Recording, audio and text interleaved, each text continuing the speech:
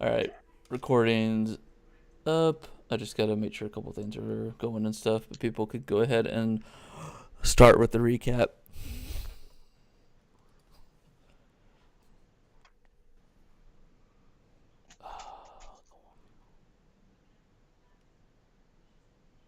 Wow. Just Wow. Don't everybody start, recapping at once. Bridget is messing with the food. Josh is here. So between her and Josh, those are the only two that can really do it. Well, and Charlie. Well, I mean, Charlie can too, but he maintains because he's in charge of the streaming and whatnot. He doesn't have to. Lucky Like bastard. a bitch. I mean, I can't dispute that because it is very true. He's handling all the streaming and everything like that. So I did have to record once. you did have to record once. So I think Evan should have to recap once. Or Charlie. Fair. Josh just played a card, Charlie. He just played a card. okay. Feel my pain. All right, Josh, you're gonna have to remind me what happened first because That's the problem. I don't remember how the last session started. Wow, I almost always remember the end of it, but I never remember the the end. The start of it's always the hard part.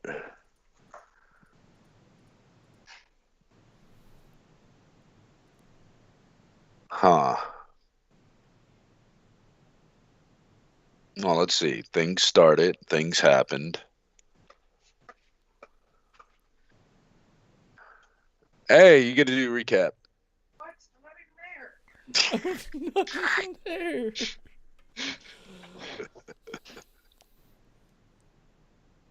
She didn't like that. You two, go. Collaborated effort on you two. I refuse to do it because I'm the DM. I get to play that. All right, Zaydik, I will do it. Just give me like a refresh of what happened first. I'm sure after then I will be able to be like, oh yeah, this is what happened. Nope. Like what started that? Oh, come on. Okay. Base got conquered. Yes. And then that was like the Oh, end yeah. of that fight was the end of would be the start of the new session. Okay, so then Wait, last session was the fort fight, right? No. It was the fort fight. Last session was we got revealed about Vorgoth waiting at the Oh yeah. The only thing I can think of that would started that session is we revived Klaus. yeah. And Which- Weber. which- Oh, and then we went and did the yeah. I was seeing what else happened because I know we did at least 3 hours before Dan left. Yeah, it The Yeah, other was ago. two resurrections. So Yeah, we had the so two So resurrections. literally the two resurrections plus knowing the outcomes of the other two fort battles is what took those 3 hours. And then the ring interactions between True. Oh yeah, that Okay. ring. All right. And then the Hydra, was that last session or the Yep, session the before? Hydra was last session. And then after the Hydra, Dan dipped, and then that's when Okay. other things I happened. can do everything before and after the Hydra. Josh, you have to do the Hydra because you were one of the party members there. I was not. I'll tell you what happened. Once you guys did the Hydra, I put my headphones down and I went to get a drink of water. Oh, that's funny. I'll tell what happened at the Hydra. Just start. Okay. The group was victorious at the Battle of the Fort, with Klaus's body dead. and Quinn not making the deal with Solon to keep his original body, we went and took both Klaus's body and one of the wyverns that had perished in the battle to one of the nearest keystone, correct? Waystone, sorry. Nearest Waystone, just to help us with those rituals. And we ended up successful on both attempts, brought the wyvern back into a frost drake. Upgrade. Gotcha. And then Klaus got an upgrade, and it was just an elf, not fae, correct? Correct. He was a wood elf. Wood elf. When he was reincarnated, he was turned into a wood elf. Which, old man being turned into wood elf has got to be an upgrade on that point, right? Yeah, yeah, because at least in this setting, the elves, firstborn, are, they have about 1,000-year lifespan if they don't get killed beforehand by, disease, famine, death, battle, whatnot. If I remember right, before the reincarnation rituals is when the stuff between the dagger and the ring happened. Yes. Correct? Okay. So Solon, with both the ring and dagger and getting vision information that they were interconnected, decided, well, I can't really know any more information without testing it, so let's test this out. Put the ring on. And when I'm trying to remember exactly, put the ring on. Stand corrected. I had plenty of personal information on it.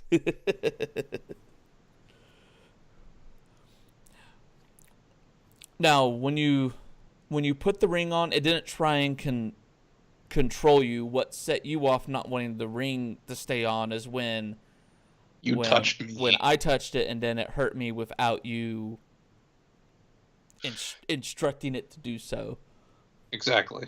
It was power I couldn't control.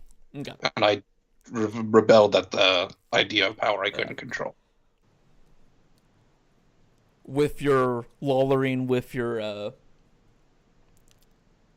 deal bloodline, you were able to get the ring off that way, making a deal with the entity behind the ring, or the because the ring was intelligent, so say the ring or the entity behind the ring. Because the ring's ego is the word you're looking for. Because Chucky wouldn't put his sword down, so it was in gauntlet form the entire time after I failed in trying to remove the ring, or helping you remove the ring. Yep. And the streak continues. Don't fight anything your level. Damn right. And then after that, the reincarnation rituals happened. When we came back, you guys went to go do the Hydra, while I stayed back and I tried to do some crafting stuff, which I was kind of I was not. Why am I blanking? Were you I was not successful? I was not successful. You know what? Shh. It's been a long day. I had donation again today. I'm still kind of lightheaded. It happens. So, Dan, do the Hydra bit, and then I'll do the bit that you missed after you left. So we approached the Hydra as we knew it was an enemy of Vorgoth and was actively hunting Vorgoth and his men. Discovering that this was a special royal Hydra whose ancestors guarded at least one of the magical temples that reside on this island.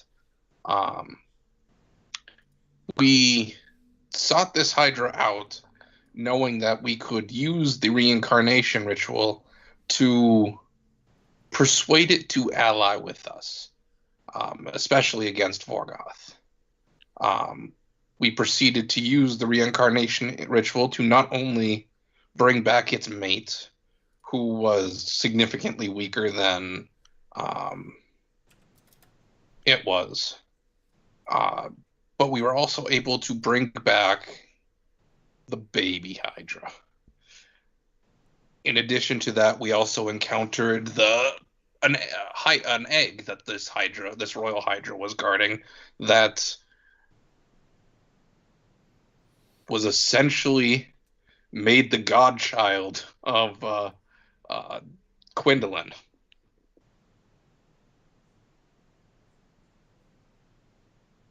This Hydra agreed to work with us when we were going to face down Vorgoth's forces. And it was simply waiting for our summons to the location and is currently hiding in a cave just south of our current fort, which we have to name because just calling it the fort is going to be confusing.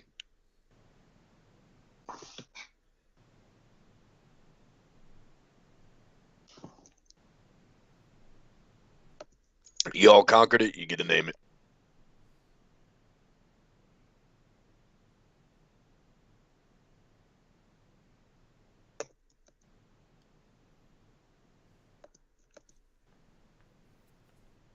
If you're talking, can't hear you. I say we call it the Black Tortoise Fort.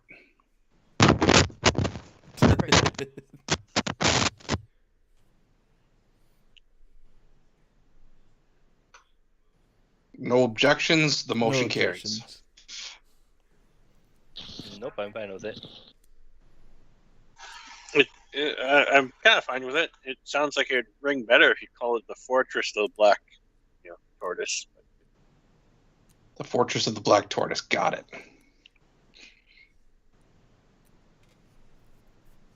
And we just need to build an Azure Dragon fortress in the east, a Vermilion Bird in the south, and a White Tiger in the west. There you go. All right, continue so we can start. All right, so then that's with you guys back at the fort now. So then it was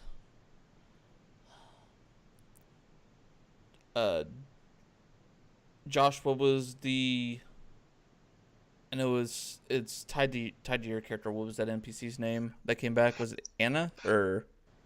She didn't come back right. We messaged her and asked her a couple of questions, and she, Eve. Annabelle.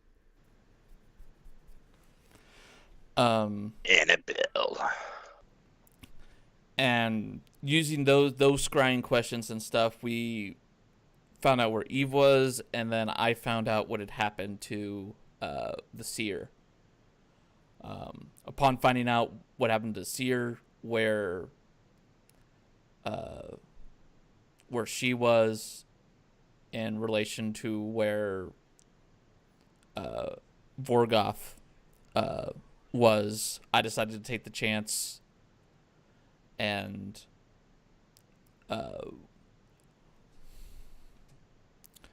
with help that I sorely needed, take a wyvern and try and go rescue her. Sadly, that cost me all of my rolls to try to not fuck up.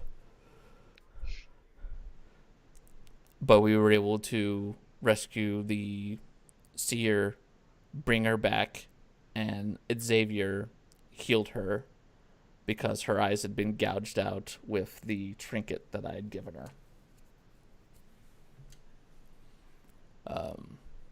Then it was a couple days after, or was it same day or a couple days after I got back that Eve was back with Vorgoth's brother? I believe it was 10 days after, if I remember correctly, which it technically hasn't happened yet. Okay. But at the point, that's all that happened after you left, Dan. I heard there was some fire giant stuff that happened. I heard there was a list of other shit that happened too. We didn't find that out till way after Yeah, that the was session. part of the recap, though. So, during the recap, when Eve came back with Vorgoth's brother Sylar, it was informed that Vorgoth has acquired the Ember Stone, a piece of the god beast of fire that once destroyed Zobek in its entirety, turning this lush, you know, jungle, the rainforest type portion of the Amira continent to desert wastelands. Um, the Fire Lord, the king of the fire giants, possessed this. Vorgoth went in and murdered him and took it.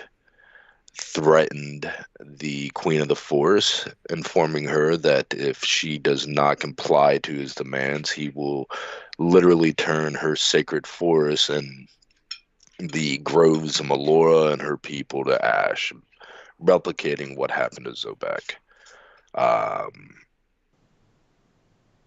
She complied. Let's see. And then he is at the Temple of Sarenrae, demanding, or he's offered to put an end to this war and stop hunting you in exchange for one name in the Draconic language. Let's see. Yeah, that's about it. And then Dan, you did your little side stuff over that 10 days. Yep. So, Gwendolyn and I made a trip to the fire giants. Me, because my family is on good terms with any fire elemental creature, and especially the giants. Both to seek their aid and to find out what had happened to their king. Upon arriving there, we negotiated a... Sorry. Assuming you meant Kane and not me.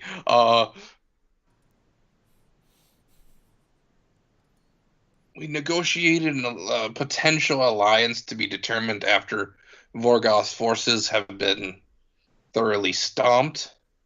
We also agreed to bring back their fire lord.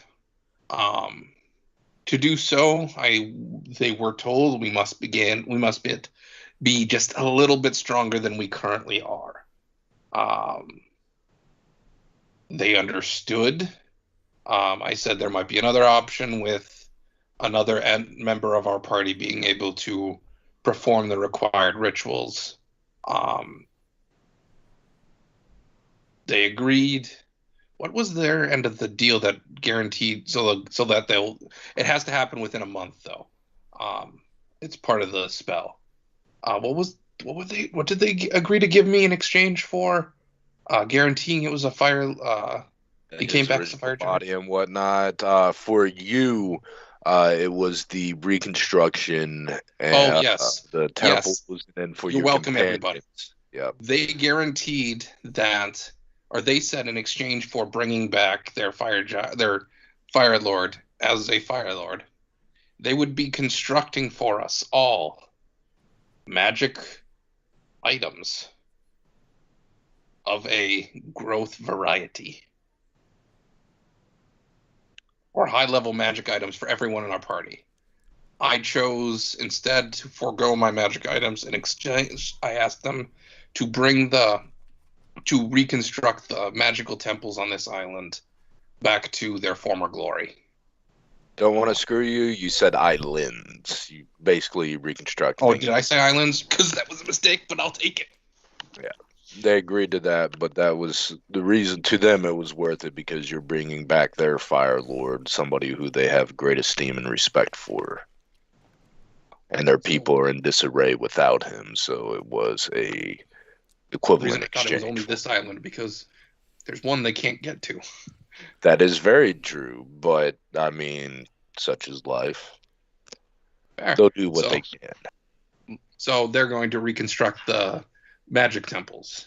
for me instead of a magic item.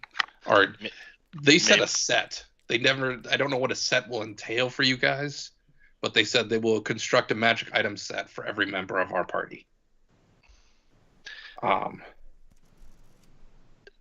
Set could be 2 rings, it could be a single ring, or it could be a full suit of armor. Who knows? The set usually entails at least 2 items.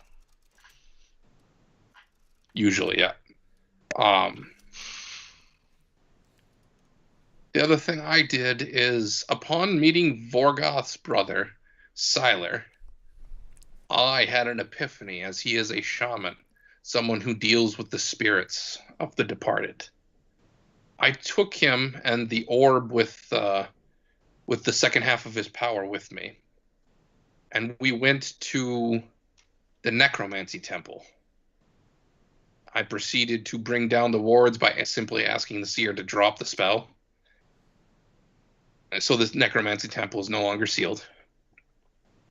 Brought him to the 2nd level, which is the deepest we can go, and told him to use the necromantic energies of this place to try to connect with his father. I also gave him the complete knowledge of the Draconic language, and he was able to summon his own dragon in order to compete with Vorgoth. So he now has a white dragon that gives a very peaceful and harmonic. I want to see Vorgoth's face when his brother has a dragon, like, just right beside him. You realize if he didn't hate us now, it's going to be complete and utter loathing. I'm going to start the challenge letter to him. Dear son of Daragoz, do you think I care how much he hates me? And to iterate on the dragon too, it's not like a normal white dragon.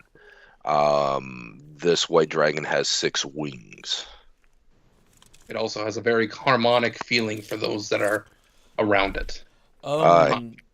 Contrast to what harmonic Vorgoth dragon feels like, because Sylar is able to feel his twin's dragon and knows his dragon's name. Zadok, was I ever introduced to, I guess, being Gideon's son, I would have seen Geldrum in his celestial dragon form. Isn't that, in my knowledge, the only dragon I've ever seen with a set more than 2 wings? Yes. And Gavin, you would have felt the awakening of Sylar as well, him calling for the dragon. To be actually, let me finish here, because I took advantage because I assumed you would be okay with it. I said that as an heir to Drake, and I assumed you would be okay with it, but I would ask in game, so this is me asking in game. Mm-hmm. As the heir to Gideon, would you approve of Sylar being the new heir to the White Dragons?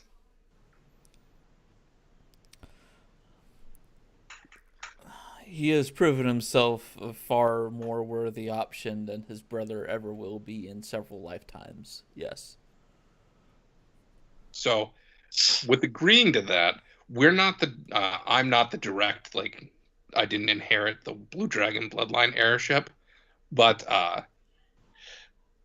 both us and every other Dragon Lord felt a contender for the White Dragon bloodline arise. Currently, Vorgoth's not a challenger because he doesn't know his dragon's name yet. Yep. His brother does. No. So realistically speaking here, I'm hoping to handicap Vorgoth before the fight. But to finish it out, upon reflecting and me telling Sylar stories about his father, he was able to find his father's soul and Chiron himself, the Daemon Lord of Death. No, he's not the Daemon Lord. He's the servant of the Daemon Lord of Death. No, Chiron is the Horseman of Death. Is he the Horseman? Yes, Chiron is the Horseman of Death. So was it the Horseman or the Boatman? Because there are different entities, I remember, that showed up. Ultimately, it is the actual same person. It depends if he sends one of his servants or himself. In this case, he came himself. So he brought Daragaz's soul to meet his son. And because Daragaz is super powerful, he fused the remaining half of Sylar that it was in the orb.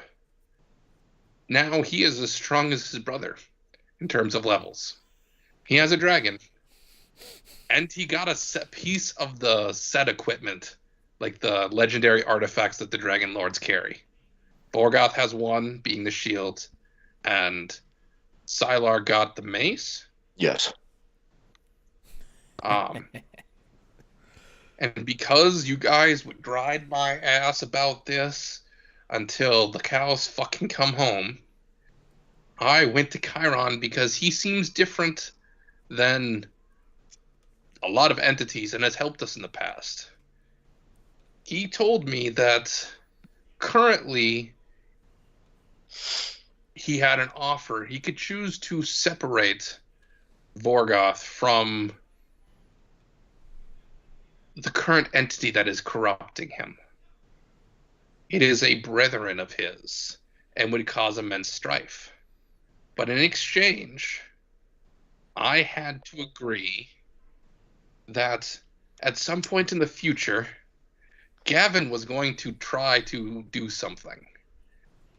And I, upon this favor being called in, had to do everything I was possibly able to do in order to help him succeed and complete what he was trying to succeed at. I declined because Gavin's already a friend, so I would be doing this anyways. Maybe not quite to the extent that this entity wanted me to, but I would still try to succeed. Because this type of deal would mean, like, if I had to break my promise, or if I had to break an oath or something in order to help you accomplish this, I would have to do it. Yeah. That's the kind of deal, and that's not something that Gavin his bloodline would be willing to do. He did. It was a pretty cool RP too, because Solon was like, "I don't want to cheat you," and he was explaining, like, I could challenge to him a game of chess and let him win, and that would help him succeed. And then this ferryman, aka Karan, he opened up Solon's mind to just a glimpse of the immensity that is this entity, and Solon realized there is no way to cheat this. Yes. There's no way to cheat this entity. This was the same entity in previous game that was a favor for a favor. And there was going to be no cheating this. I said, so I refused the deal. I was very cordial and very polite. Like, I should get extra credit with how on this polite dot I was. But I said I had a different offer. I said to him, if you wish to strike at your brother, I have another option for you. I have a way for you to strike at them. And he said he was interested, and I showed him the ring. The ring that you guys wanted me to destroy. And he said, what did you want for it? And I said, my forebears seem to have made a deal with you and similar in the past, so a favor for a favor. Later on, he realized he should have asked for something else, but... There were multiple things that have come to mind since I said that, but I couldn't think of anything at the time. So I just said, whatever you think it's worth. Whatever you think it's worth. And I gave him the ring. This goes to show how inexperienced Solon is. Because in the previous game, Drake had 600 years of deal-making experience under his frickin' belt. Solon is less than 30. So there's just over 30. So yeah, just over 30. There is some learning curve here. Yeah. I'm trying to roleplay that up. We can take this in and now some of us be content, depending on how you want to word it, that Dan has now offered essentially a blank check. Granted, there are still limitations on it, but he has still offered a blank check in a deal. Okay, I'm not paying a blank check. He's receiving a blank check in reward. Yeah. Well, okay. Solon's not stupid enough to offer a blank check. He's, that's another reason why he refused the deal. Received a blank check with limitations on it. Yes, but anyways, does Solon tell Gavin about any of this? We're going to be role playing that at the start of session. We're going to be because this recap is taking. It is, but a lot of shit happened. Yeah, it did at this end part, and I'm more descriptive than some people, so because it happened off screen, where anybody who is watching is going to need some more details than just going over the basics, because they won't be able to watch this anywhere. Mm-hmm. The entity seemed impressed with that deal and accepted. He therefore took the ring and destroyed it. Utterly and completely.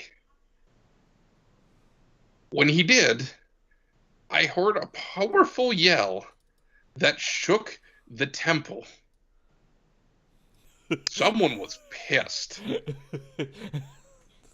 The ferryman told me there are only two of these rings in existence, and one of them is now destroyed, and the other is in the hands of Vorgoth.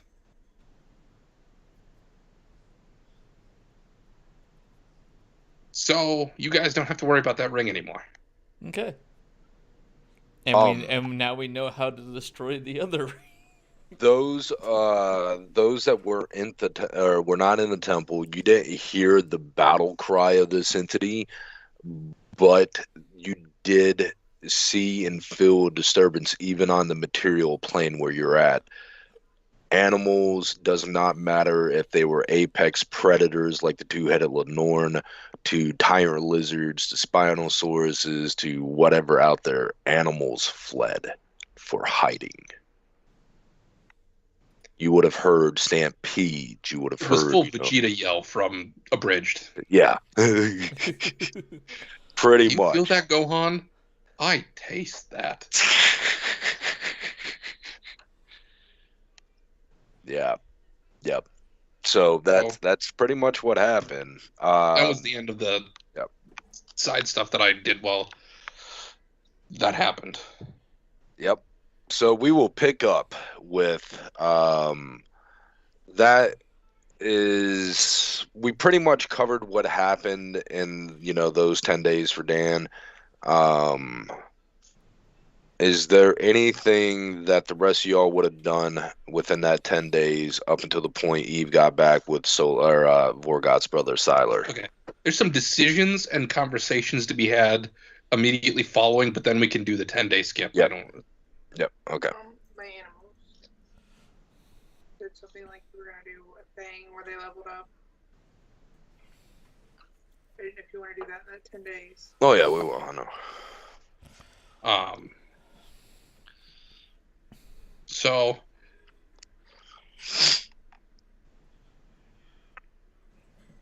I'm trying to get my thoughts organized. Yeah, there's a couple things that I would do, but it's just crafting related, and I would actually, part of it is me talking to the smith that's here in the fort. Okay, so at this time, Derek, just so I can get the timing right, this is following. Okay, we brought back the Hydra. Everything's copacetic with that. So fort's conquered, Hydra's brought back. None of the stuff has happened yet in terms of the seer or the... Correct. Okay. So at this point, the plan our characters are still going under is assemble the army at the fort in order to face off against whatever Vorgoth brings against us. Yep. So I look at everybody and say, what does everyone plan to do in order to make us stronger and better prepared for the fight that is to come? We must go and see the fire giants, I say, looking at Gwendolyn. But other than that, I feel we should clear out the levels of the temples that we have discovered. I need to... How many days do I need here? I know I wrote that down. Solon, I just need 3 more days of looking at least at the formula that I was giving to figure it out, which we were both given formulas to try and work the gate there at the necromancy temple. I've done 2 out of the 5 days I need to look at that. So I need to figure that out, and there's a couple crafting tests and actual weapon test stuff I need to do here at the fort that I think will come in handy in our future battles later on, that I need to see how exactly they'll work. Anybody else have any ideas for increasing our strength?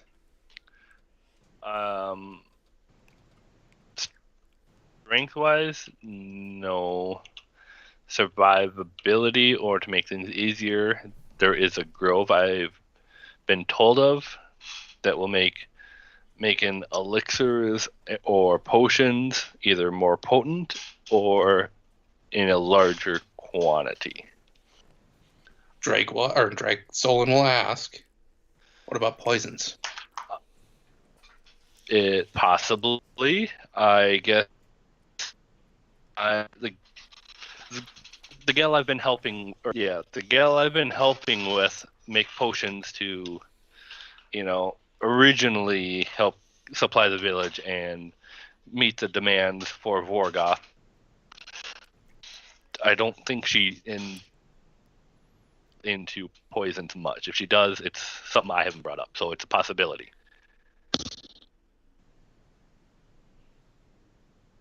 One thing to know, you do know Vorgoth does seem to be immune to poisons and diseases from his battle with his Magister, who specializes in such things. The reason I bring it up is because we do know Gavin discovered those 2 poisons. The one that he wasn't even able to identify was too high grade. Yeah. And the other with an amazing roll. Mm-hmm. And another one that he was able to, but is a legendary grade poison that he would need to research in order to unlock it. So this location might be of help to you, I say to Gavin. Yeah. If it applies to poisons as well. Which, that would be a simple question to ask. I mean... Where is this grove located? In she didn't know an exact location, but she said the central northern part of the island. And now that we have mounts now that we have the ability to fly, I feel like it wouldn't be. We could just take a small endeavor and possibly see if we can find it. Okay, I'm going to point this out to you. Solon on the roll is a map because he has the map. She could mean here, and I circle K10, L10, M10, N9, N8, M8, L8, K9, or the Elven capital. It could be this entire portion up here. She could mean, because this would be northern center. Or it could mean, and I circle everything that's currently on a blank, but is in the northern portion of the island, north of the river. It could be here. The Fey Queen might have be able to shrink the location down since she has been here far longer. I'm just saying, this is kind of a large amount of area to search in any given amount of time. I understand, and it's what a day travel to get up to her, or to even possibly just communicate with her to see if anybody there would know. I mean, I say it's a 2-day travel. It's a 1 day spent in the forest, and then another. You'll get there just before nightfall, at the Elven capital itself. So even on flying mounts, it's a 2-day travel.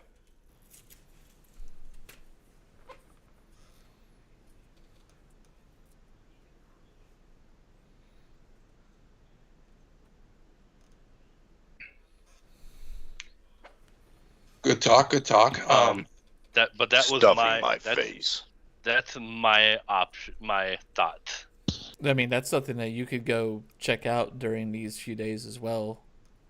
I also want to make a trip. I want to make a trip up to the lizard folk village to pay them for what we had discussed before with deploying their army near the ghouls' kingdom in order to threaten them or make them wary for deploying their army to reinforce Vorgoth. And the sooner we hire them, the better off we are, because we don't want Vorgoth to hire them before we get to them. And we all know my contracts are binding. I think it sounds like a good idea. Does anybody else have anywhere else they want to travel while Gavin is working on unlocking the next level for the Necromancy Temple? Because we should be getting it back about that 3 days that you were talking about, Charlie. Yeah, and it'll also give me time to get everything else in place as well. Just getting stuff started that I know is going to take longer. I guess that would give me the time to travel up to the Fey lands and see if I can maybe get a better a smaller location to search.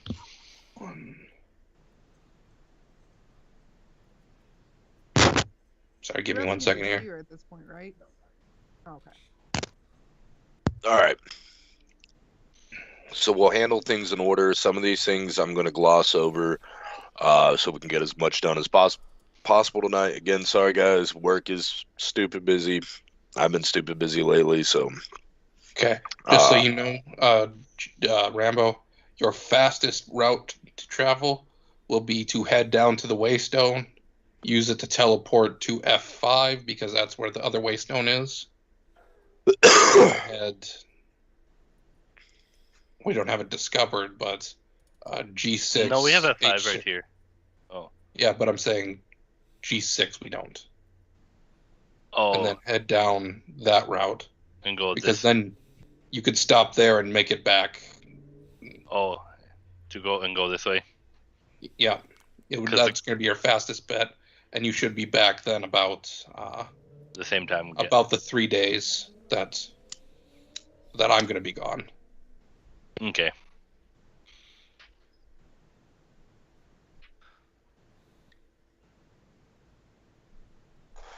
All right. Fuck. Gwendolyn, Chucky, are you going to make the trip? Are you going to go with us? What are you guys going to do?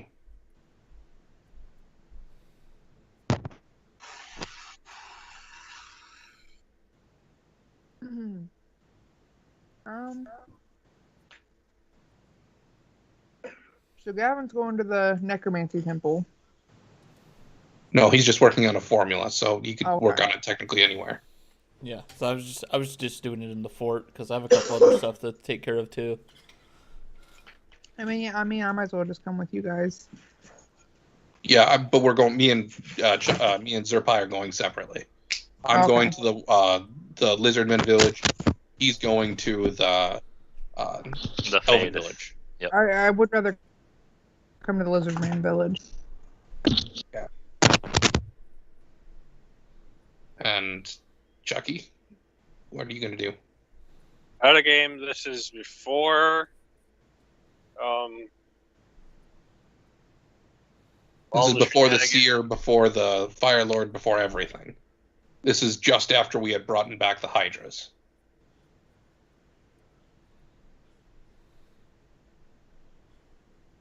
I don't know. I kind of like to retrain one of my abilities. So. Okay, so you're going to be working on retraining. So you'll be back here with Gavin. Yep. Got it. So who do you want to take care of first, Derek?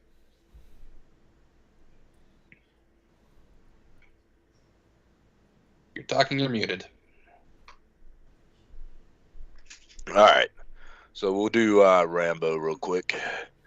You teleport up to the north at F5. You fly down to the forest. Give me a second. I'll reveal that one area.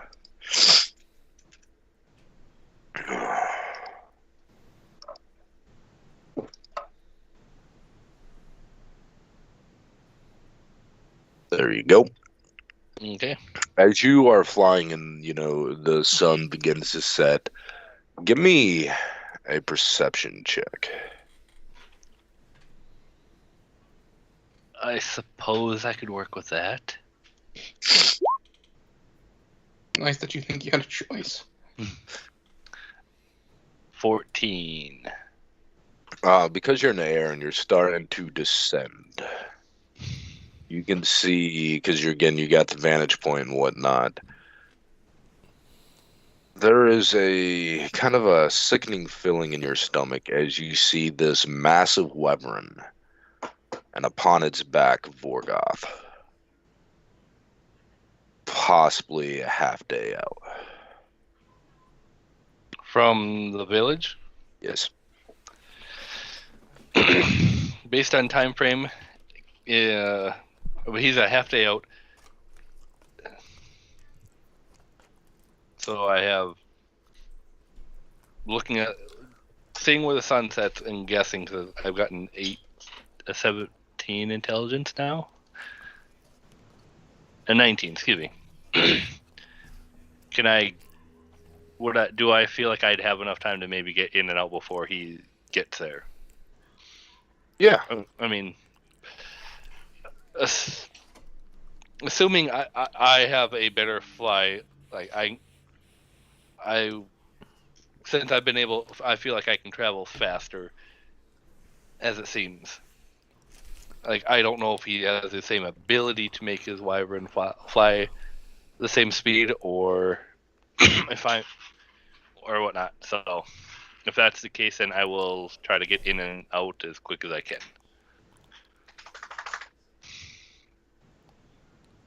All right, so I will.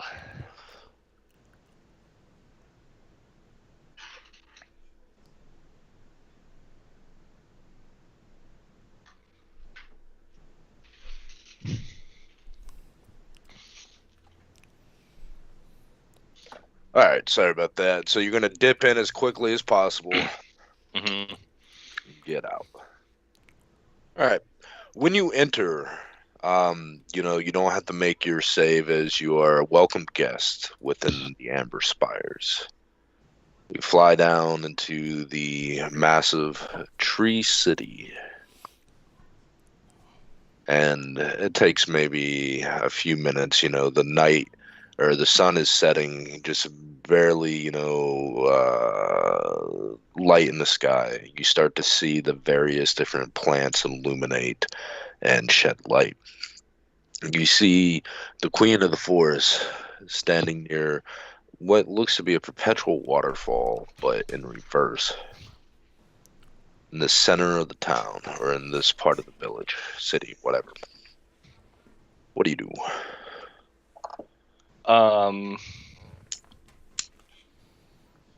I would bow and go,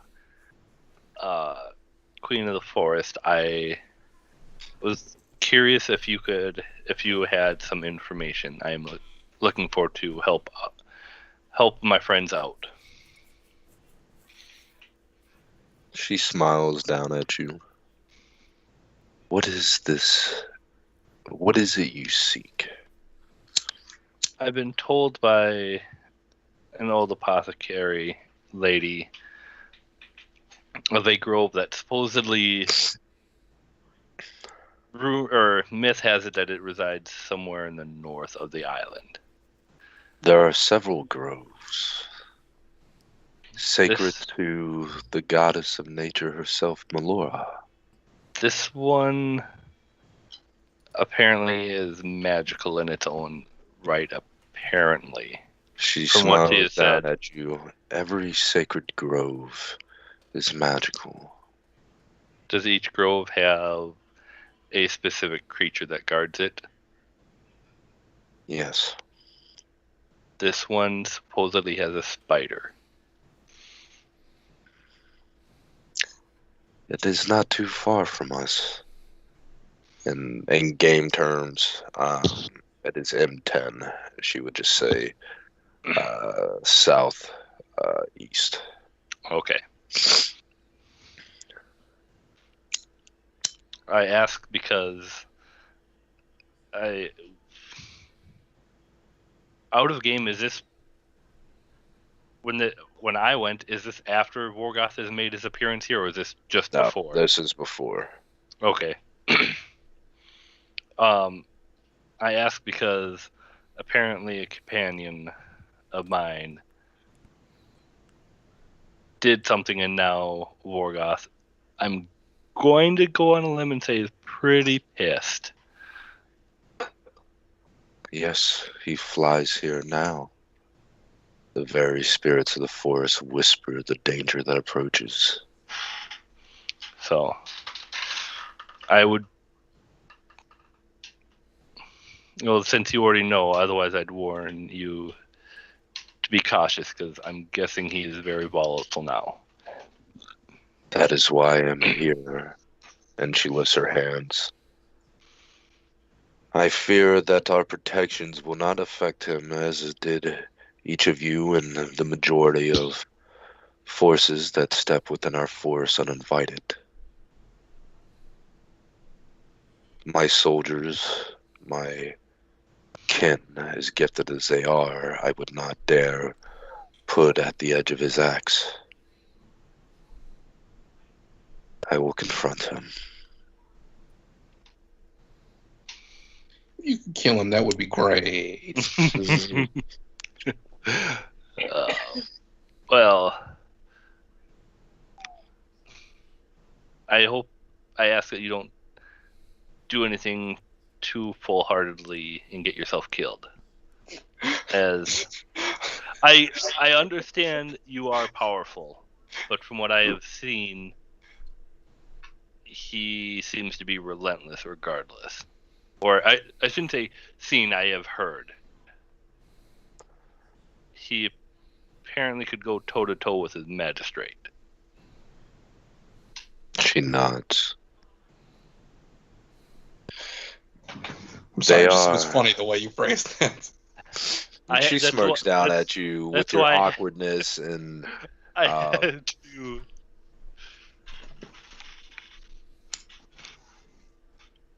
But I don't wish to be rude, but with him she on says his way, when you respond with he could go toe to toe with his magister, she would say they are cut from the same cloth, though crafted from different masters.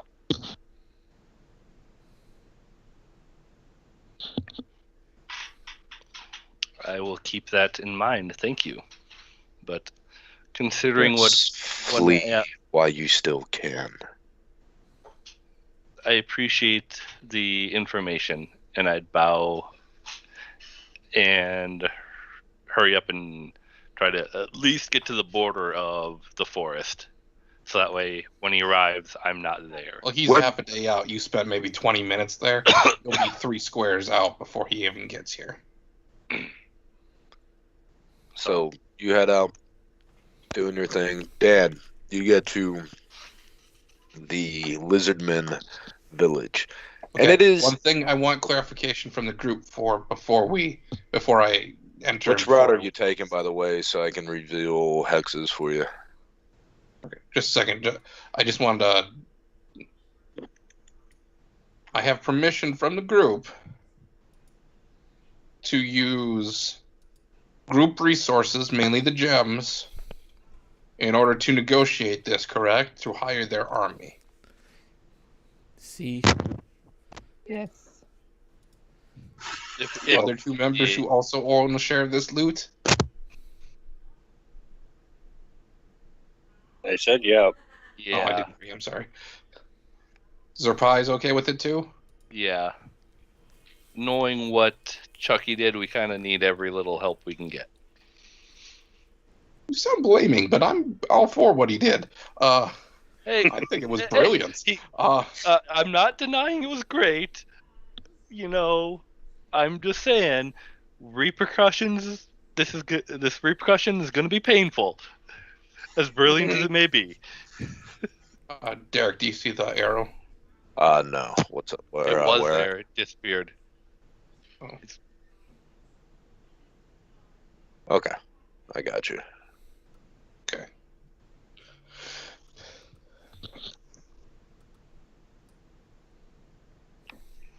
We're still at the village. Yeah, we're at the village. Have we evacuated the village yet? We don't know there's a need to yet. Okay.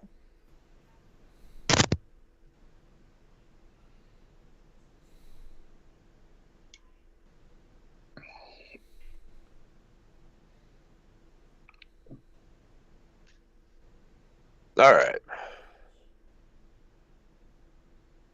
So, you travel there, and it kind of reminds you a little bit of Xanadar, the homeland of Chieftain Jumba and one of his sons, Little Jumba. Oh, well, conquer this place for Jumba. Homesickness and all. Very, very kind of islander, tribal, a little bit kind of like an Aztec culture to it as well, as far as like how structures are built, and the various ziggurats and the like. As you approach, you see the lizardmen mercenary that you met at Vorgot's main city. Welcome, Solon Oathbinder. I do the full military salute, arm to the chest and slight bow. He does the same. Our shamans have spoken of your coming and are delighted to negotiate. The spirits are in a frenzy, in an anticipation for what is to come. Me both. He leads you to the grand kind of hut, and inside you see a couple goblins and lizardmen, and they're sitting around a circle. At the center, there's this very large, old lizardman, and you can tell he's old by how his scales are, dulling, and how loose the skin is, the graying of the underbelly, and so forth, so on. And he is just smoking from this 6-foot-long pipe. Welcome, Solon Oathbinder, son of Drake Oathbinder. You are famous here on the island.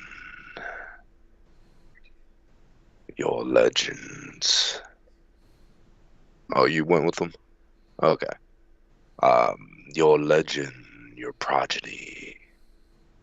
The spirits whisper what is to come. What is it you offer us to guard your flank against the ghouls? Did people take a bunch of the gems out of the loot to use for something? Nope. Nope. Because there's only half of them in there. You guys add them all in? There should have been one of every type. So ruby, emerald. Not just one. Quartz. I mean, we have emeralds and we have rubies, and that's it. Yeah, that's what I'm saying. There should be 4. Quartz and... Sapphires. Sapphires, yeah. Nope, I have not taken anything out. Josh, did you get them added in? I was the one that added them in. It was Dan. I thought you were writing them down. Somebody was writing them down. I was writing it on a piece of paper, but I didn't add them in. Because Dan said he was going to do it. And I did. That's why I was on it. I haven't touched it, so... I mean, it would have been the weirdest thing that's happened on Roll20. Right. I've lost old campaigns. It's true. Tell us more about all that. of our irritation. Yeah, no, in the early days of Roll20. And Dan, I realized we're going on almost 7 years knowing each other because we started playing together in 4th edition, and 5th edition just came out when we met. Yep. That was in 2014. Damn. Looking to see if I put it in somewhere that I shouldn't have, and I'm not finding them anywheres. Josh, let me know if you ever find that note that you wrote him on. I know it's a long shot, but I thought I'd ask. Let me see if I have my scrap paper here somewhere. Okay. Just looking for her scrap paper. You should see her notes. She has a literal notebook for notes she keeps on so much. Good. Congrats. Yeah. And then she puts notes on the freaking handouts and her character sheet, and is very effective at note taking. I mean, I can't understand her scrap, but she understands it and can tell me what it is. So that's what's important. As long as you can understand your writing, no one else cares. I found use mine. OneNote now. Oh, you found it? I don't know if I had everything completely. So I have 6 large sapphires, 12 small sapphires, 2 medium. Okay. Give me 1 second here, and I'll add them into the. I have the emeralds and the rubies, but sapphires were what? 6 large sapphires, 12 small, 2 medium, and then we got 6 small. Okay, give me 1 second here.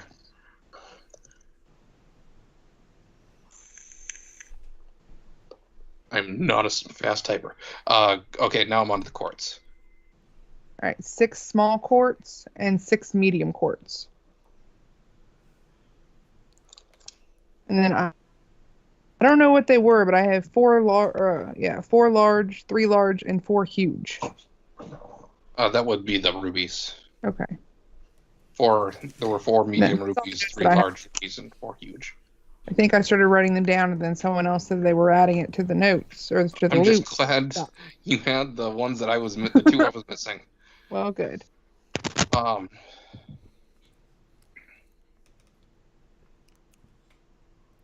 many of these, and I pull out a large sapphire, would it take? You seem to be very attuned with the watery nature. I assume these would be right up your alley.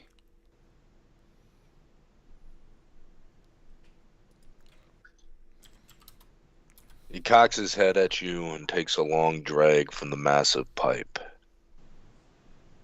He blows it out of his nostrils and then sucks it back in. And then after a few moments, you see the smoke come from his ears. Pretty sure those holes aren't connected. Magic. Pretty sure those holes aren't connected. Magic. I'm saying in character. Yeah, that's what he says. Magic. He waves his hand and he puts up. How many of the large sapphire you had? 6. 6. Did you have any huge? No. All right. So he'll put up 3 fingers out of the 4 he has on his hand. 3 large sapphires, and we will hold your flank. Deal. I take out the 3 large sapphires and I extend my hand for a handshake. That is not how we bind. And he pushes the stem of his pipe and then twirls it to where the stem is facing you. That'd be way worse than Java fruit. Okay, I take it. Give me a fortitude save. Fuck. Because I am so good at these. Dan, you should have saw that coming anyway, at least the fortitude.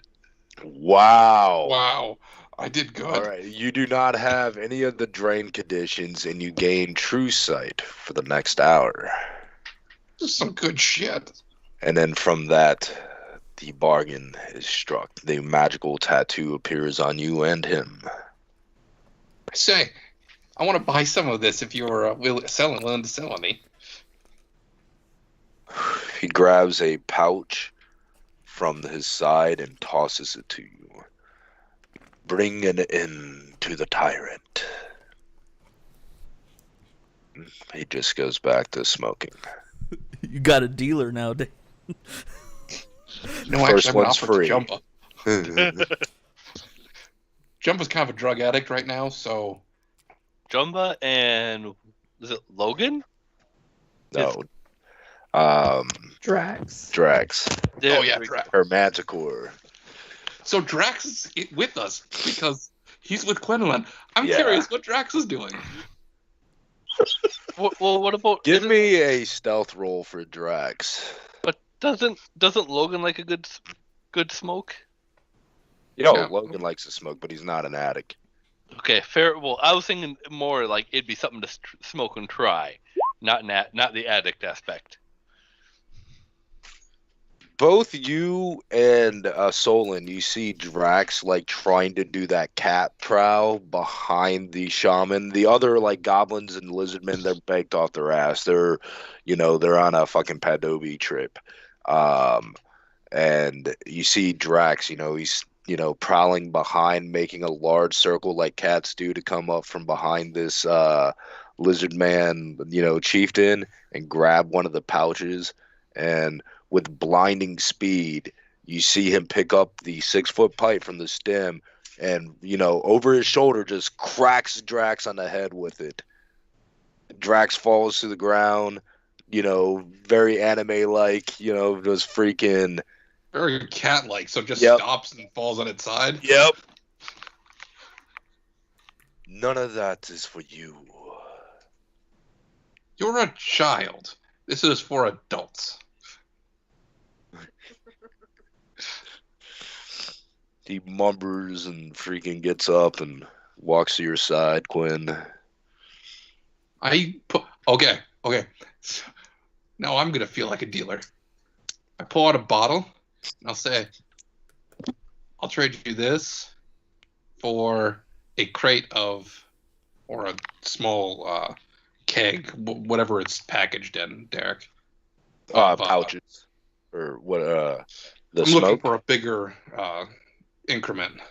Okay. I'm offering a blood wine for a cask. He extends a small bone saucer for you to fill it some so he can sample it because he has never had it. I pour him a small sample. Just enough to wet the taste buds, like being full merchant here. A half pouch for one. And he grabs a half a pouch. And then the pouches are relatively big. The pouches hold 2 bulk of this. So half pouch would be 1 bulk of this. So I give him 2. How many doses per pouch? That would be easier for me to be able to quantify, so I know what I'm dealing with. I would say 50 doses per pouch. Okay. And that'd be, 25 doses per bulk. Got it. He gave me 1 pouch already. Okay, I give him 2 bottles. And one of the bottles is one of the ones that he sipped out of. Fair. Crude businessman. It'd be shrewd businessman, but What, dude? I got a stuffed up nose, and I feel like I'm fucking dying. If that bitch at work gave me COVID, I'm gonna be so angry. Yeah, I still haven't heard anything. Yeah, she is very much a cry wolf, but they have to wait 24 to 48 hours to get the results back. And she left work because she was feeling sick and horrible, and she couldn't smell and this and that. And she probably just has the flu or some shit. But like after she left, I started feeling like shit. So fuck her. Have you had any difficulty breathing? Stuffed up nose. Probably not COVID. Cough. But I do have. It's respiratory. COVID is primarily a respiratory disease. Well, that and apparently loss of taste is. Yeah, I still got my taste. Is one of the key things that I've heard a lot of people lose is their taste. I still got my taste. I still got my smell, even though I got a stuffed up nose, and I do have bronchitis. So once you have bronchitis, you have it for the rest of your life. It just flares up, so I do have bronchitis. So that kind of feels like what's giving me that cough right there. But I think I got the flu from her. Which I feel sorry for anybody that has COVID. With this time of the year being Thanksgiving next week, if you lost your sense of taste, I feel sorry for you. I feel sorry for anybody who gets the flu at this particular time, because I'm pretty sure you just went from regular person to Japanese during internment. Damn, that got real. It kind of did, and history lesson for everyone else. Anyways. So, give him 2 bottles, get my other pouch, and then I say we have a deal. Thank you very much for your cooperation. And then I'll head out. All right, you and Drax head out. Y'all return. Anything else? You're retraining. You're spending your time retraining your feats over the course of the 10 days.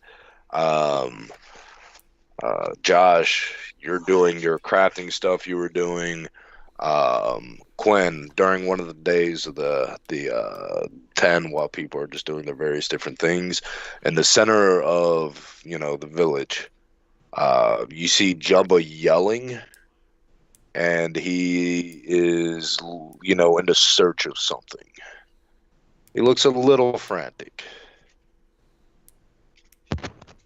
I guess I'll go over to where Jumba's yelling, see what's going on.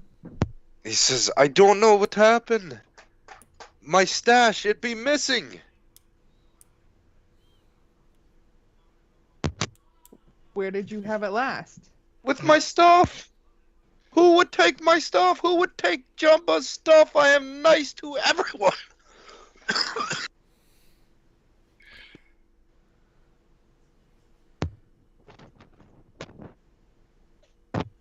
I mean, I'll start looking around. Really? See if I see any clues. Really? I like how subtle that was. He's like, that would be much appreciated. And he gives you a hug. He pulls you down to him because you're a lot. He is a short troll that is quite rotund and jolly. He's happy.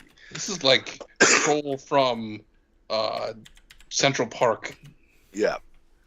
And he pulls you down, giving you a hug. He's stronger than he looks. He just like gives you a hug. Thank you. And, you go off and you get the distinct idea, Drax, as he's walking off looking. What do you do? Oh, I start looking for clues of Drax. You look around, nowhere to be found, and you go back to your cabin, and there you see Drax laying on his back, kicking up in the air, and you just see a dozen or so jumbo fruits that are eaten. Just the remains of like the ends are on the ground, and he's about double the size that he was. He's effectively a large creature. I go up and see how coherent he is at this point. As you approach, you can just see whatever he's looking at is... You have no idea. He doesn't even register somebody's there. You can see that he is looking at something, and he is absolutely enthralled and, fascinated by it. And he's just kicking his legs up in the air. And you see the tips of his wings that are on his ground because he's on his back, right? You just see the tips of his wing kind of flutter up. Just tail flopping back and forth. And yeah. Now I'm debating if I need to go and talk to Jumba or just hide the evidence.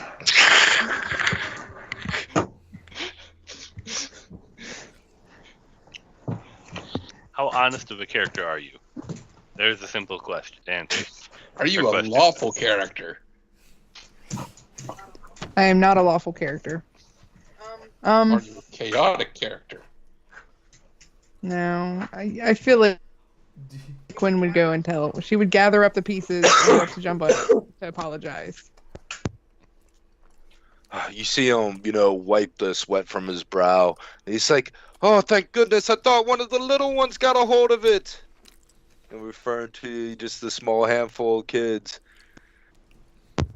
No. But it does all appear to be gone. Sad to say, my pet, I'm sure you've seen, Drax. He's on a journey right now. But this is what remains. I give him little pieces of stuff. There was a dozen there. Your companion is legendary. He's more impressed that he survived than anything. I was gonna say he's got to get through the day first to survive. Just out of curiosity, how long of a journey do you think he's gonna be on? I love the word use of journey. I would check in on him in a week. Wow. All right. Should I water him in the meantime? I don't know, manticores, probably. Hey, hydration's a bitch. Well, you might want to put him on a leash and keep him real close for the next week. That's not a bad idea. I might do that. You may have a little rope to him to make sure he doesn't accidentally eat anyone. might want to look at inventing rehab. But yes, that was Drax's journey of becoming a savage animal companion and growing to large status.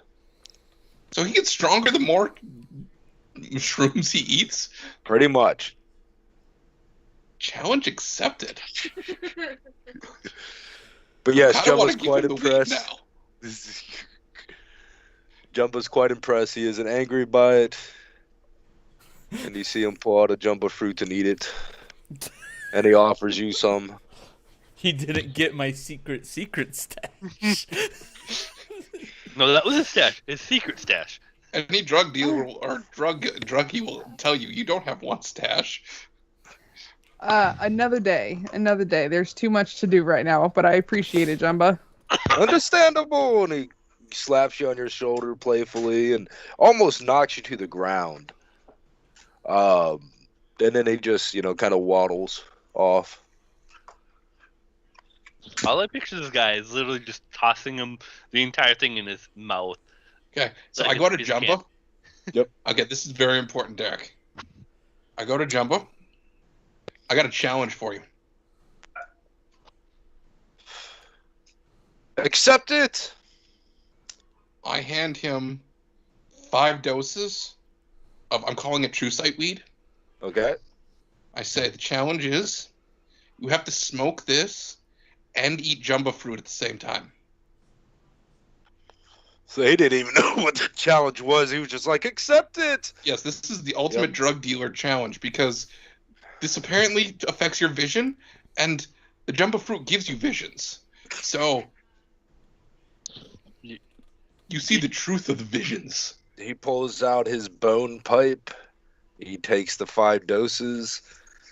If you realize if it contradicts each other, he might not be so happy. Are you kidding? This is a drug dealer experiment. I don't think he cares. He calls for Took, and Took comes out, of the water, and Took, lowers himself down and opens up his mouth. You're gonna take me somewhere far away in case this is a very dangerous idea. And he gets in Took's mouth, and Took closes his mouth, and you see his small wings for his oversized toad body, lift him up off the ground, and you see him flying. Go full drug on this. Instead of Took, make it Toke. You really That's should. Took's brother. Oh, that's not little Jumba. That's big Jumba's. Yep. Toad. Oh, that's on screen right there. That was me taking in a drink and almost spitting all this water back up on me. All right, so that is done. You just have to tell me what the results are of this particular challenge. Yep. I am fascinated. I'm not going to do it, but You need somebody with the fortitude to handle such a challenge. You really do. And he's been working for this challenge his entire life. Right? All right. Give me a little bit. I might take this challenge. Okay. That is a bit concerning, but okay. All right. Dan, go ahead and roll. I already put a table together real quick in my head. Go ahead and roll a D100. Okay. So, time comes ahead, and the events transpire that we've already talked about, so we can get on course of getting things actually done. 2 days into those 10 days, the kingdom thing rocks. We'd have a kingdom Yes, it does. We want to do that afterwards, because I'm guessing it might be time consuming to do that. It is a little time consuming. Do y'all want to do it at the beginning of the next session or at the end of this session? Let's see where we're at, see what kind of time frame we have at the end of the session here. Okay. So, the events transpired as we talked about in the recap. The seer Vel is here. Vorgoth's brother, Sylar. After a jaunt with Solon, Sylar comes back, and all of you are taken back by the sight of a 6-winged white dragon. And Sylar looking healthy. Gavin, you see a familiar sight as what hangs from Sylar's belt is the very mace that his father Daragaz had, one of the legendary relics that the Dragon Lords possess. Okay. Hey, Zedek, was I doing during the 3 days of Solon being gone and Zerpide being gone, do I need to make the rolls on the formula? No, because even if you did, you wouldn't have completed it. And now the seal's gone, so you no longer need that formula to enter the temple. Because the seer took down the seal that she put up under Vorgoth's command. Okay, I thought the gate not working was something opposite of that. No, it was the formula. That was going to be part of your challenge, but also y'all did figure out a challenge of restoring it, which was getting the seer to undo her work. Okay. I mean, Solon could have stabbed it with a dagger.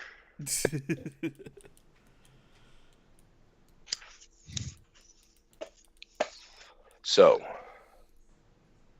what do y'all do? 10 days have passed. Y'all are caught up to current events. So I propose we write a challenge to Vorgoth.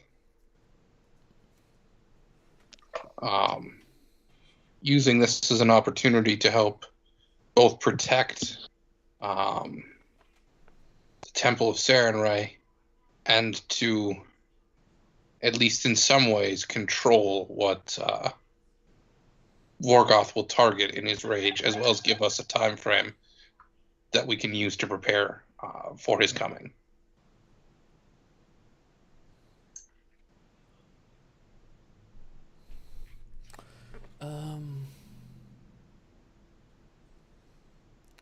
Yeah, I agree with you on that.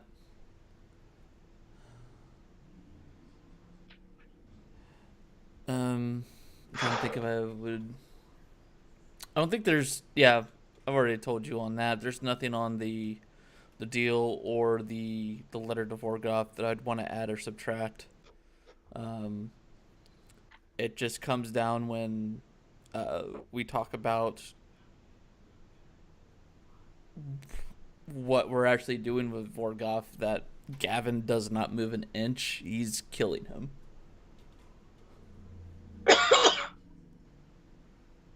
Okay. So, this is what I write out in the letter, and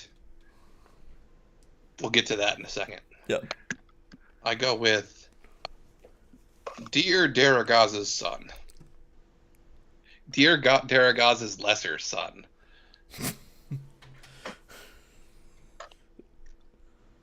We are writing to challenge you, as we have seen your impatient stance looming over the Temple of Sarenrae. We propose a challenge. You versus the people you have so wronged on this island come together in combat, with the victor being the one who remains alive.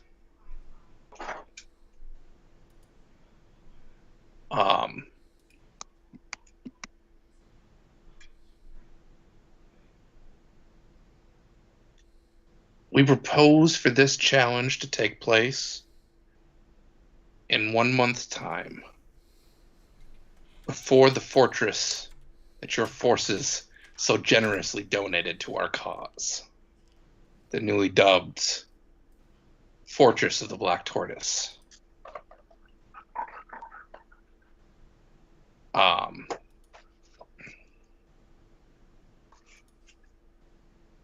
If you do anything to harm those important to us, or destroy that Temple of Sarenrae, we will not meet you in combat. We will flee. We will hide in the forests and strike at your every weak spot, at your every troop movement, and bring you endless headaches and aggravation. That I guarantee. All as we grow stronger on this amazing place, as you once did, until, just as you have done, we strike out against you and eliminate you.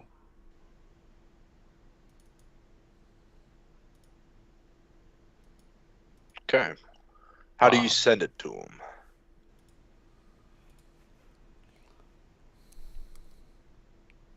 Let me see. What can I summon that's easily sacrificable?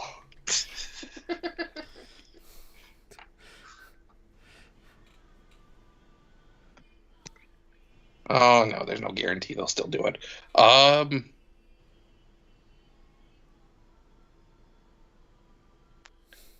Make the leprechaun do it. Leprechaun did want to see the chaos in this place at the fort. That's why he didn't want to leave.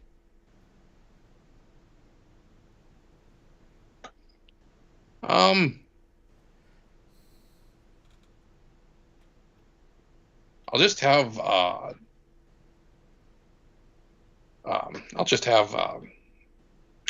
am I blanking on this? Klaus sending, and then recast sending in order to finish out the contract, finish out the words. There will be a 6-second pause where he fills in the remaining gaps, but he'd be able to do it that way. So, he goes through this.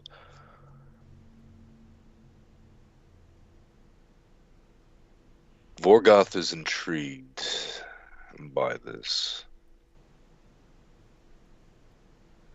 and will accept your challenge. You are to name 8 that will face him personally in combat. He or your chosen will be victorious. And then I have to be part of it. And yes, you have to be part of it.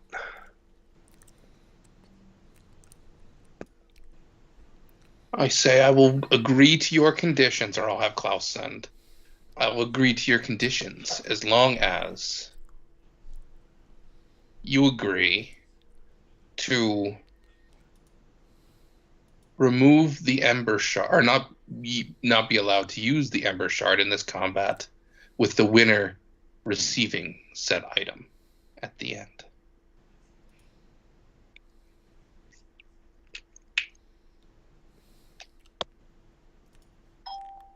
If you put up the dagger as well, not in the sense that put up.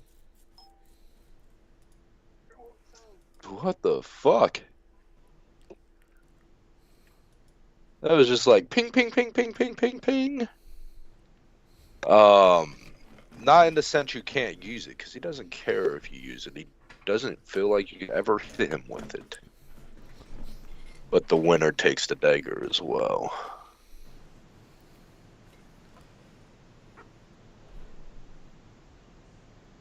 I'm thinking for a second here. Both are nukes. Yeah. But I'm not coming out on the short end of the stick, and while the nuke for nuke is a viable trade-off, you don't want it even. You want it in your favor. Not only do I want it in my favor, he also asked for something else, and that's the 8-person limit. When he cheats to power up. That's my justification for why 8 is still acceptable. Fucking auto-leveling nemesis bullshit.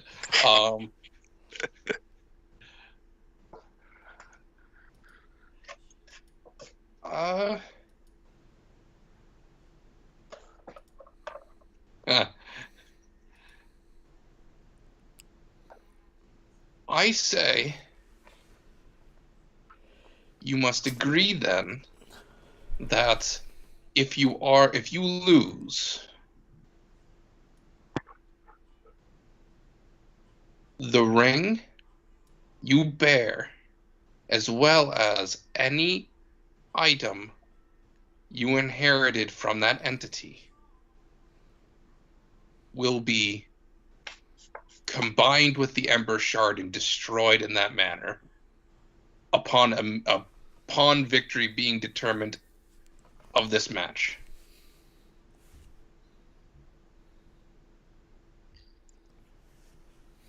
That is acceptable.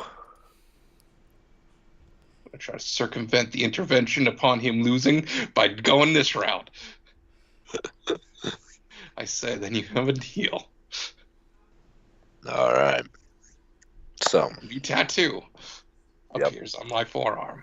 A tattoo that is unlike any you've ever had. This deal is painful to you. It's not only just upon your flesh, but this deal is branded into your very soul. And you see a mark, and again, nasally and everything like that, it's the mark of war. You don't know what that mark is, but to just help explain it is the mark of war. I relay to everyone what the terms of the duel are. We have a month to prepare for it. And I turn to everyone and I say, this is everything that I know about the entity that has corrupted Vorgoth. It's communicated with me and shown approval every time I've come in conflict with either Vorgoth or one of his minions. It's constantly trying to set me on a collision course with Vorgoth. I'm positive that old orc we've seen around the fort is in league with said entity and has also tried to put us on the warpath against Vorgoth on a regular basis. I think that entity is setting it up so either me or Vorgoth dies in this fight. I don't know why, but I'm nervous about giving this entity what it wants. Well, you've now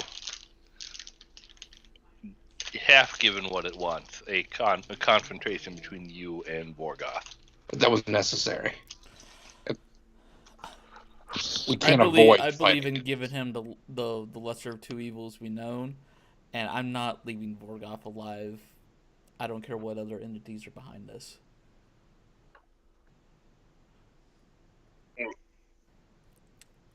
Well, we know that orc is not human. Obviously, the orc is not human. What did Xavier call it? Or whatever. That was hilarious. I approve. Chucky, just because they're taller than you doesn't mean that they're human. Right, all you tall people look alike. Go away. That's racist. I'm glad I don't fit in that category with you guys. Right? I am not human, and he is not a ladrin. That's racist. By the very definition, it's racist. Round your ears and But shorten them, and we wouldn't tell the difference. But still. I look at Gavin, I'm like, you want to burn him alive? I look at Quinn, you want to burn him alive? I'll burn him alive. It's not what I actually meant. You know what I meant. Yeah, I know, but it was still funny. And it's still happening in Everything's game. funny to you. True. Where's my knife? Thank you. As I simply put forward that I'm nervous about giving an entity this powerful what it may want. It may want me dead, in which case that's why it's pushing this, or it might want Vorgoth dead, which is why he's pushing this. Defeating Vorgoth may get us what we want, but deny the entity what it wants. That's all I'm putting forward. Or it might be a simple defeat is all it needs in order for it to get what it wants. I don't know. This entity, you felt it, I say to Charlie, or Gavin, when he, felt the ring's response. And you also felt the crushing fear that the entire island felt when one of these rings was destroyed. You can understand, I hope, why I'm a little bit nervous about giving a obviously malevolent entity this kind of win, or this kind of boon. Especially since I don't know which one it wants. And I think because I can't prove what it wants and doesn't want, I have to go with what I feel on this Solon, and at this moment, I am going to wipe this mistake off the mortal plane, as my father has done his work trying to fix the mistakes of the then two dragon gods. I say, so you want to be like your father? Oh. Ooh. I want to be better.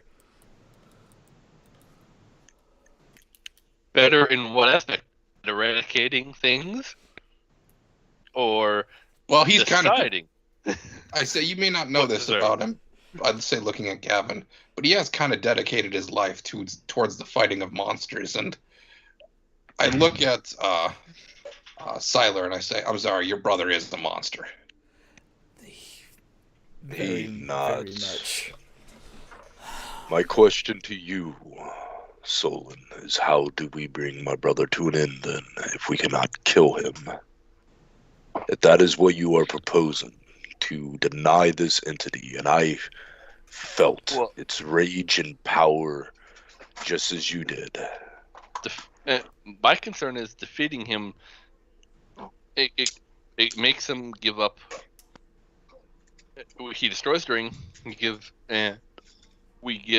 up the shard. That still does not. Imprisoning him does nothing unless we can create one strong enough against him. Because beating him in this agreement now just means we've proven we're better than him with 8 against 1, but there's no consequences afterwards. Like, there is nothing binding him not to getting stronger and coming back at us.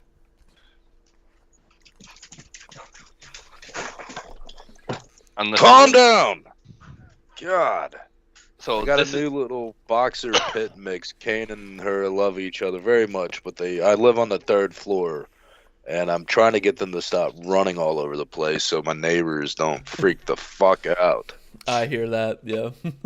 God, it sounds like a fucking herd of animals, and it's only 2. Yeah. I hear so that. I guess that's my concern about not killing Vorgoth is. Okay. We've proven we're stronger, but nothing would change. Okay. The difficulty in securing Vorgoth notwithstanding, that might be necessity to do it. I'm just putting this out there because, realistically speaking, I'm trying to be a team player here, and letting you know that the potential downsides of just outright killing him and what that might be. Does anybody else have anything to say on this? Mainly Quindolin or Chucky?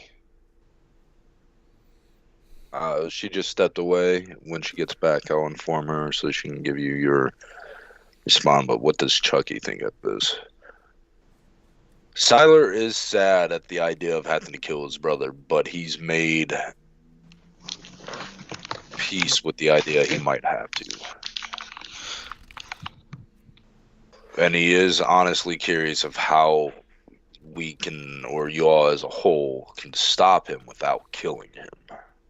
Well, realistically speaking, because of the way I've worded the deal and the way the deal is set up, any connection or anything that's connecting him with whatever this entity is will be destroyed upon the outcome of this particular duel. Assuming that there is nothing more. No, anything he has, anything he owns, doesn't matter if he's loaned it out or anything. If it is his, at the end of this, will get combined with the shard from the God Beast of Fire and be destroyed. That is what the wording of the deal is. At the moment that victory or defeat is decided, his connection will be cut off. I mean, he'll still be corrupted, but the connection won't be there anymore. As such, we could feasibly imprison him in the Sarenrae Temple. Because, 1, that would suppress the corruption. 2, he would be unable to muster rage, which is his greatest asset. And, feasibly speaking, who better to seal evil than Sarenrae? But would it be wise to bring somebody possibly as corrupted as he is? In his current state, no. Well, Vorgoth is there right now, or he was when y'all communicated with him. He's already set. His current state not, but I'm saying this is after all of his connections have been burned away. Because everything linking him and this entity, because he was born on this island, this entity can't have interacted with him. There's no getting into this island. Like, there's no amount of power that we possess that would be able to connect him to Vorgoth outside of these artifacts. Removing these artifacts means that entity will no longer have a link to Vorgoth. And putting him in Sarenrae's temple, imprisoning him there, is like putting a seal on a super seal on top of a super seal. We do have another link to him, though, if what you say is true, and the old orc is a minion or a servant or whatever it is to this entity. I agree. It is something that can still connect my brother to this. And he shudders, remembering what he felt within that temple when that ring was destroyed. I'm not saying we have a good option here, people. I'm just saying that I don't know what to do here. Vel speaks up. What about using the dagger on him? We were bringing up concerns after the fight, because we're not looking at the immediate fight. We're looking... No, this would be whether or not we strike him down during the fight, or whether or not... well, you've proven that you don't pull our blow. You've said you don't want to, so we were looking at repercussions of not killing him. Like, how do we contain it's up to this point, Rambo, that if Gavin is part of that duel and fight, someone either stops Gavin or Gavin's taking his head off. My question still stands. Vel speaks up. Why not use the dagger on him? Remove his true name? Yes. That separates his connection to, and she waves her hand to Sylar and his heritage. Without his true name, this entity would not be able to grab hold of him either. Because there's something else this dagger does. This dagger also destroys magic. If we stab him with this dagger, and he truly is looking for Vorgoth to die or me to die, whatever seal or whatever hold is in our bodies, whatever draws this entity to either me or Vorgoth, would be destroyed also. And since he's looking for it to be destroyed, either through my death or Vorgoth's death, the seal, the dagger, I can't even use the dagger during the fight.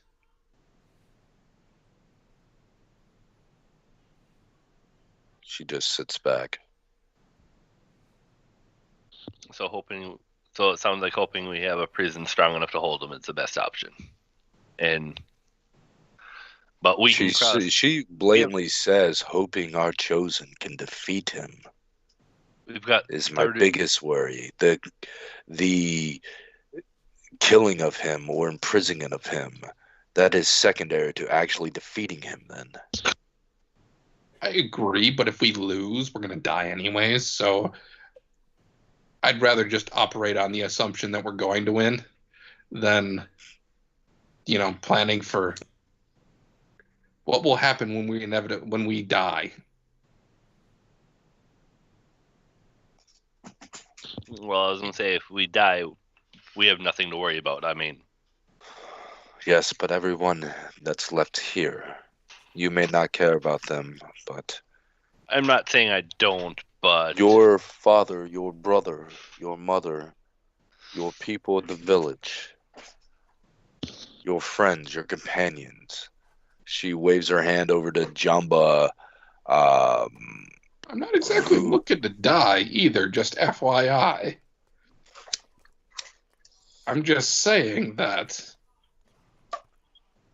if we die, coming up with contingencies is all well and good, but that's kind of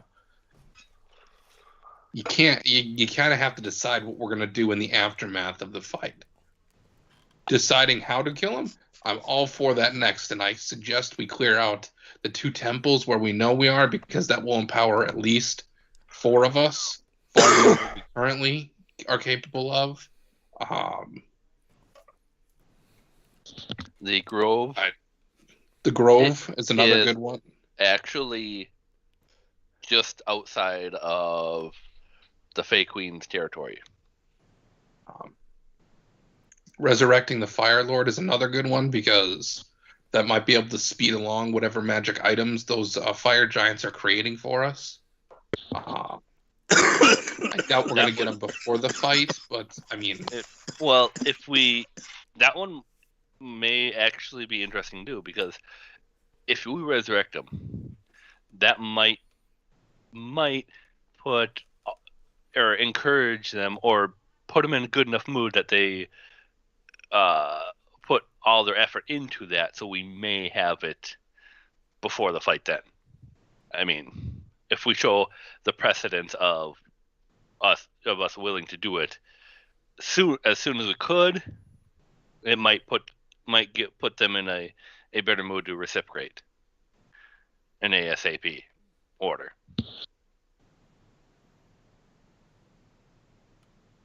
I all of a sudden realized something. I look at our current resident seer. What do you see about the outcome of this particular duel? Which one is this entity aiming for? I don't know how powerful the entity is. That's why I'm still asking the seer if she's able to see into this fight. I doubt she'd be able to predict the outcome, but she might be able to glean some information. Come before her. And she puts her hands on the sides of your face, her eyes connecting with yours. And both you go into a trance.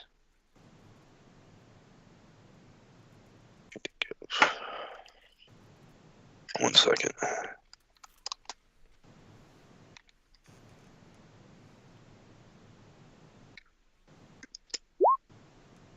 Okay.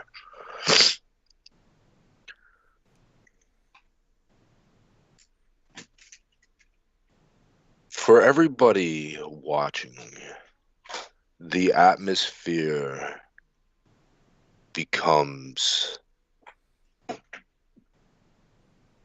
intense. Your hair sticks on up. Goosebumps. You can smell the scent of blood and rusted steel from being covered in blood.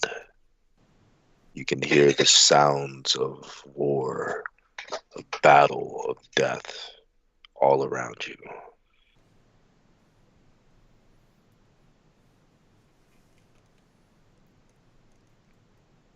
You see black wings burst from her back, inlined with red, pulsating veins. You can see this obsidian armor form around her flesh.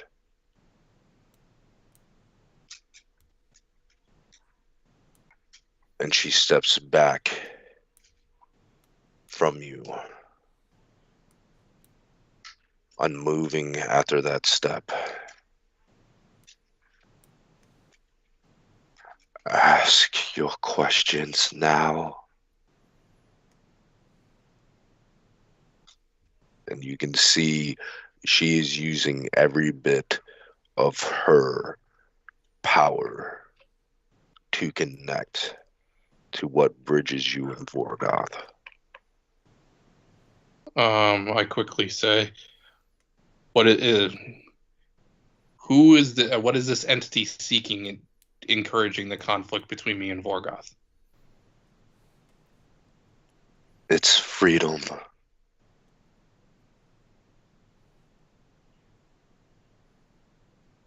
How will it be freed? Either through death or the destruction of what binds it. Whose death? Vorgoth's or yours.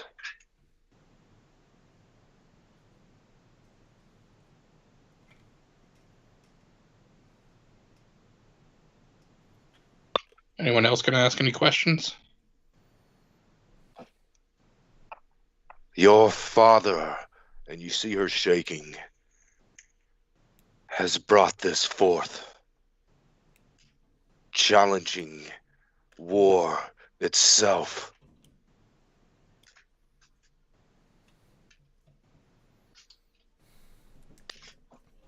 Quickly ask questions. Destroying the link first, does killing Vorgoth still release it?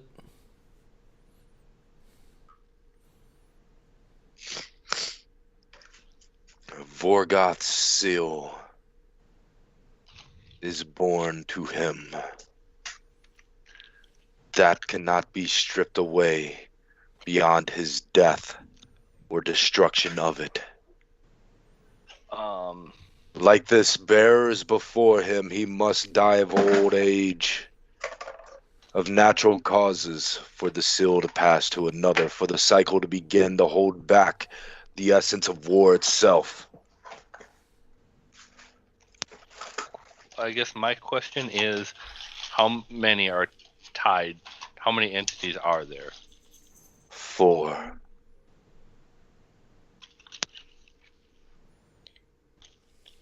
Um, 4.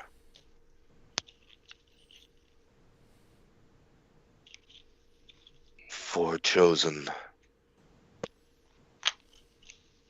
4 champions.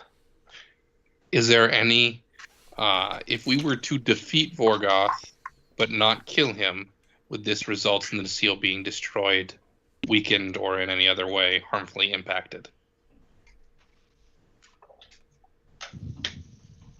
She looks at you and you see her eyes bleeding. Black tears.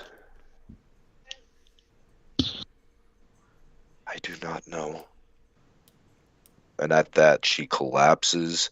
The wings fade, the armor around her fades, and she is breathing deep and slow, unconscious, covered in sweat. Her eyes, black tears have stained her cheek.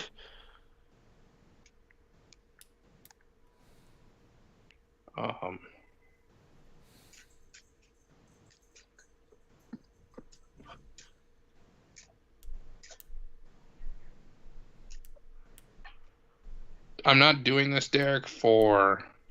I'm doing it for more cinematic purposes than I am doing it for the effects of the particular spell. I extend my hand and I cast Mercy, which is the focus spell I gain from Sarenrae, hoping that will help her because I'm connecting her to Sarenrae through its use, or through my blessing. So technically she has fast healing 16 right at this particular second, but...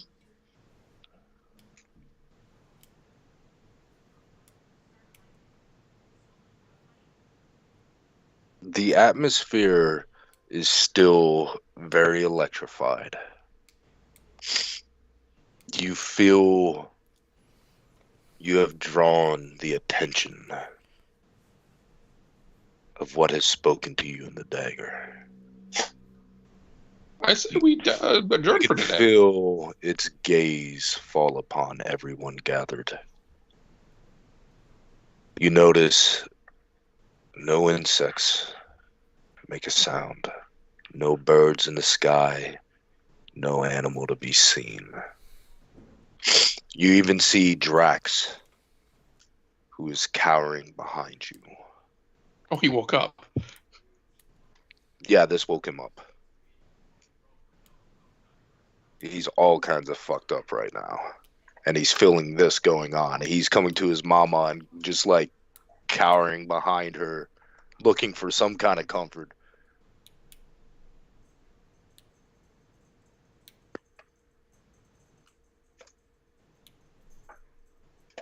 Your intelligence is high enough, and your wisdom is high enough to know when she said your father has challenged them, or challenged this, that is what bridged your connection to Vorgoth.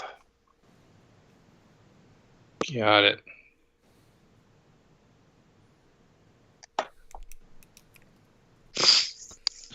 And now you have to ask yourself this too. Does that also bridge your sister?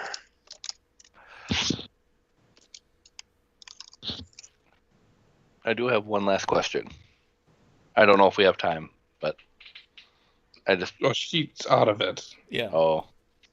If you would have thought about it beforehand, depending what it is. Well, I was trying to figure out how to word it, and that's I just fine. realized it.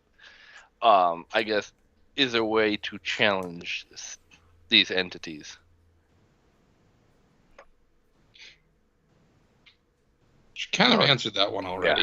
Yeah. Sorry, I guess I was trying to pay attention, but the little one was like... Yes, they can be challenged because apparently my father challenged one of them. Well, sorry, I guess I'm...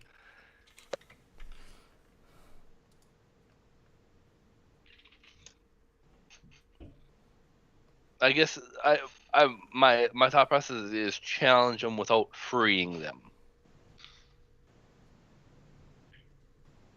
Technically, you can defeat them, but you can defeat him just fine. That doesn't necessarily hurt the seal. He just has to not die. No, not Vorgoth. I mean these 4 entities: Out of Game, Death, Plague, and the other 2. Like, is there a way to actually challenge him to a fight without breaking a seal? I guess that's what I'm getting out of the question. What? Unbreak. Yeah. We don't know the answer to that question. Outside of game, yes, because that's what Drake, Gavin, Mortoy, and... Mm-hmm. Well, that's why I wanted to ask a question while we were allowed to ask questions. Is if we could challenge them without having to break seals. And actually fight them, not just be like, I challenge you, and now we just have to wait for seals to break. So it's up to Derek whether or not the question came across, or went across or not. That answer would not be able to be answered, or that question would not be able to be answered. Okay. At least war was challenged by my father at one point. Yes. Well, the current one, yeah. So we're going to take a quick break. We're going to take the little heathens out. Okay. And then when we get back, decide what temples you all want to go to first, the death or the evocation. I'm going to go and make a new pizza. DiGiorno has a new one out there that has croissant crust. Ooh. I'm going to give that a try. Nice. A nice flaky crust. It might actually be nice considering some of the pizza crusts aren't the best because they get doughy, or not doughy, but hard in my opinion. That's what I think. So I'll be back. All right.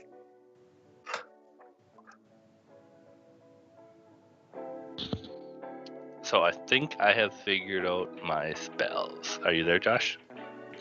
Or did you go AFK too? I was thinking about going AFK. Well, my occult ones I took because I'm like, okay, it'll work. But I was thinking from arcane ones for the shard. Is that you just gained like them all in the shard? No. Or evocation based? No, I don't think Derek did it that way. I guess as a revised one, I'd have to reread.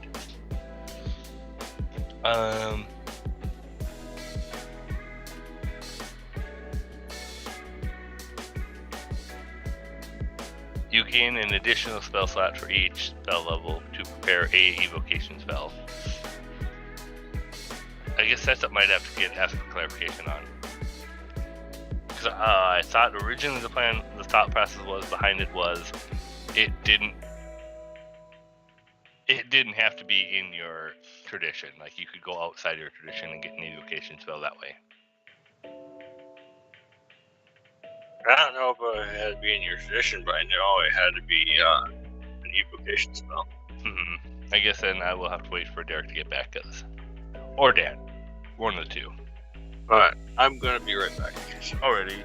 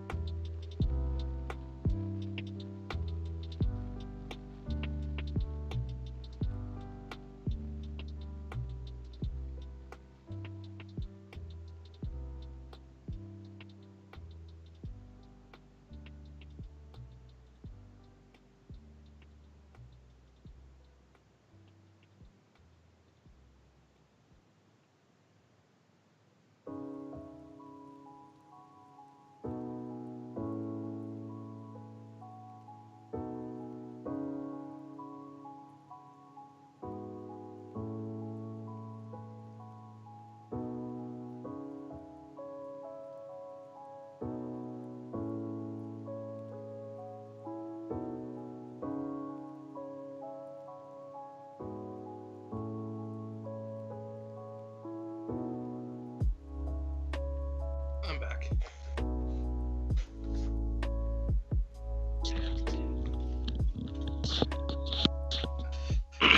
Hey Dan, I have a question for you. Yeah. For the evocations, is it that were we still allowed to go to any tradition for those with the shard? Yes. Okay. And then is it we were given one spell per level, or were we given access to? Just slightly, and he reposted them. Well, and I was trying to read through it, and the maximum you can prepare evocation spells that deal damage. You can prepare any evocation cantrip of your tradition. Yep. This does not count towards your maximum. Evocation spells that deal damage add additional die, and evocation spells that have a duration of at least 1 round or more is doubled. You gain an additional spell slot for each level of spell you can cast to prepare an evocation spell that is automatically heightened. The one that's an additional for every level you can cast, that can be from any traditional. Okay, tradition. So essentially, you and I can now, because it's just you and I that have the shards, correct? Because Charlie can't get his yet. The evocation, at least. Yeah, for the evocation, yeah. So that means we can we technically get 4 extra evocation spells. Well, one first, second, third, and then fourth. So 4 that way, correct? First, second, third, and fourth. Oh, well, yeah. Okay. So I just want to make sure, because I hadn't quite picked them, but I was looking at them, and I think I got my 2 level, or first and second figured out. And third, I think I was going to go with the lightning bolt.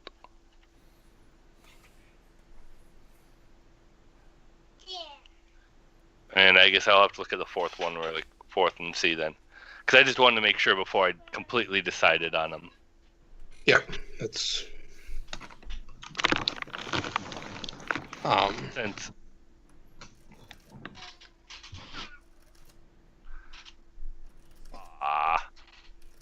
So, in terms of order, do you guys want to do...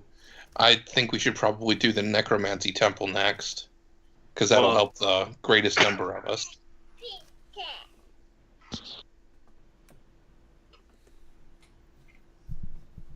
Yeah, I'm fine with that. I just probably won't go with you guys to the evocation one, and get some crafting stuff done. That gives me more. This should give me the time I need for all of that to take place. Evocation's more combat, just FYI.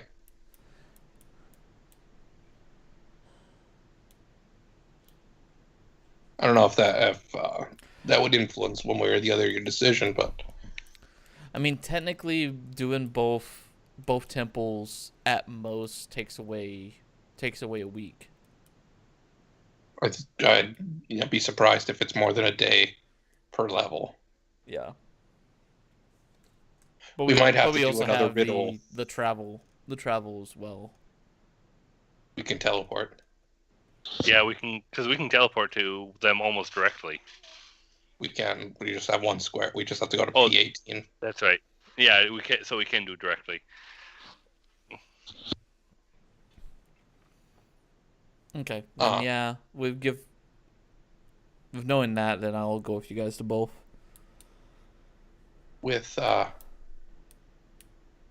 So we obviously know the next things we're going to be doing is the temples, but what do you guys want to do after the temples? Just out of curiosity, for the month. I know you want to get some crafting done. I have the poison to make the formula for. I have a weapon that I want to craft specifically that I'll probably need the smith to help me on.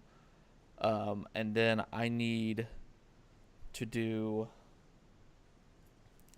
the making of an arrow that has a glass vial at the end that is roughly around the same weight distribution as a regular arrow, so not to give whoever fires the arrow any minuses or anything when they fire it, to give them the best shot with it. That's I guess pretty much my. I guess the one thing I did slip to not tell the group is there is a spider to possibly fight at the Grove, being the fact that it's probably tied to Melora. The way that conversation sounded like there's another grove somewhere that's Melora's temple. Just like Sarenrae had a temple, Melora has a temple here too. So it might be worthwhile finding out where that temple is, but neither here nor there. But it's the fact that the Grove could also help us by getting us potions. I mean, I'm not against going to explore the Grove during this month too. If the spider's a guardian, and if it's tied to one of the deities as a guardian, Solon might be able to just convince it to let us visit. There's the only spider deity is dead, and I didn't get a blessing from her. I was going to say, but I mean, I don't know if it's I don't know if it would. It could be that way, but it could be. Back. I guess that's something we'll have to figure out when we get there. But okay, I have a question for you, Derek, and it's based on the way it was phrased to Chucky. I'm wondering if my interpretation or his interpretation was correct. The grove, the alchemy grove is what I'm going to call it, was not Melora's grove, correct? Melora's grove was another grove that exists somewhere on the island that he did not get the location for. Or was the alchemy grove Melora's grove? The Queen of the Forest called it Melora's grove, but to them, it's sacred forest is Melora's. That is not Melora's sacred grove.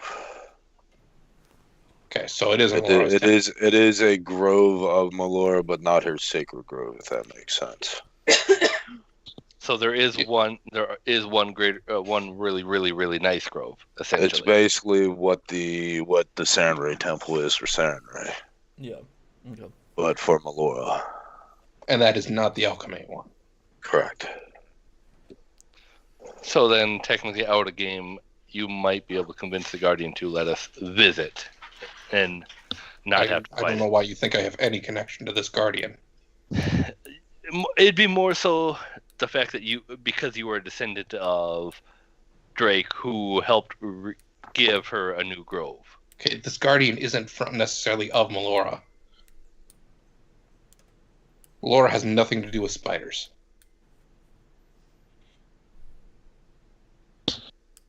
She's technically not even the goddess of animals. Corellian has more of that domain than Melora does.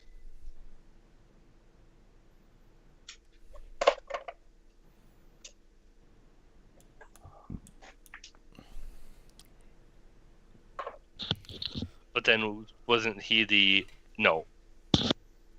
His major is elves and the hunt.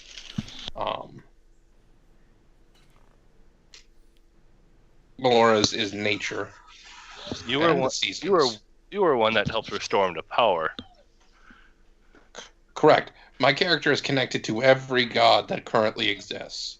The one god that is the direct goddess of spiders was dead before Drake even began making deals. Mm-hmm. There is no connection between him and spiders. And to the best of his knowledge, there's no connection between spiders and Melora. Now, maybe it turns out that this is a special circumstance than this is, but this sounds more like a spider moved in because this is a super nice grove. Well, the way I described to Zerpai is the spider is a guardian of the grove. Now, Derek, correct me if I'm wrong. No, it is you did hear her right. She said it is a guardian of the grove. Doesn't mean it's connected to Melora, though. And that also doesn't mean it's good either. That's true. Just means it's a guardian of the grove. I mean, technically, it also doesn't mean it's bad, as long as we show. That's true. Yeah. If we show the grove with good intentions. Now, a lot of druids venerate Melora. While not necessarily worshiping her as a god, if one venerates, which druids are shepherds of animals and plants and so on. They work her domain, and then some. Mm-hmm. Could be a druid, could be a druid's companion, could be any number of things that have taken up guardianship in one of the groves of Melora. But so, I mean, I guess there is a chance that we could not have to deal with it. Correct. You don't know. There's always a chance. We can certainly try. Yeah. There's a chance you can talk things out with Vorgoth, too. That's doubtful. I was going to say... But, I don't know. He's higher level than Charlie. Let him roll diplomacy and get natural 20s again. Okay. Negotiating without the cost of one of our members in trade. Oh, no. We can negotiate with him right now. Everything ends. We just have to tell him what his dragon's name is. He already made that offer. Negotiating with Vorgoth is easy. We already know what he wants.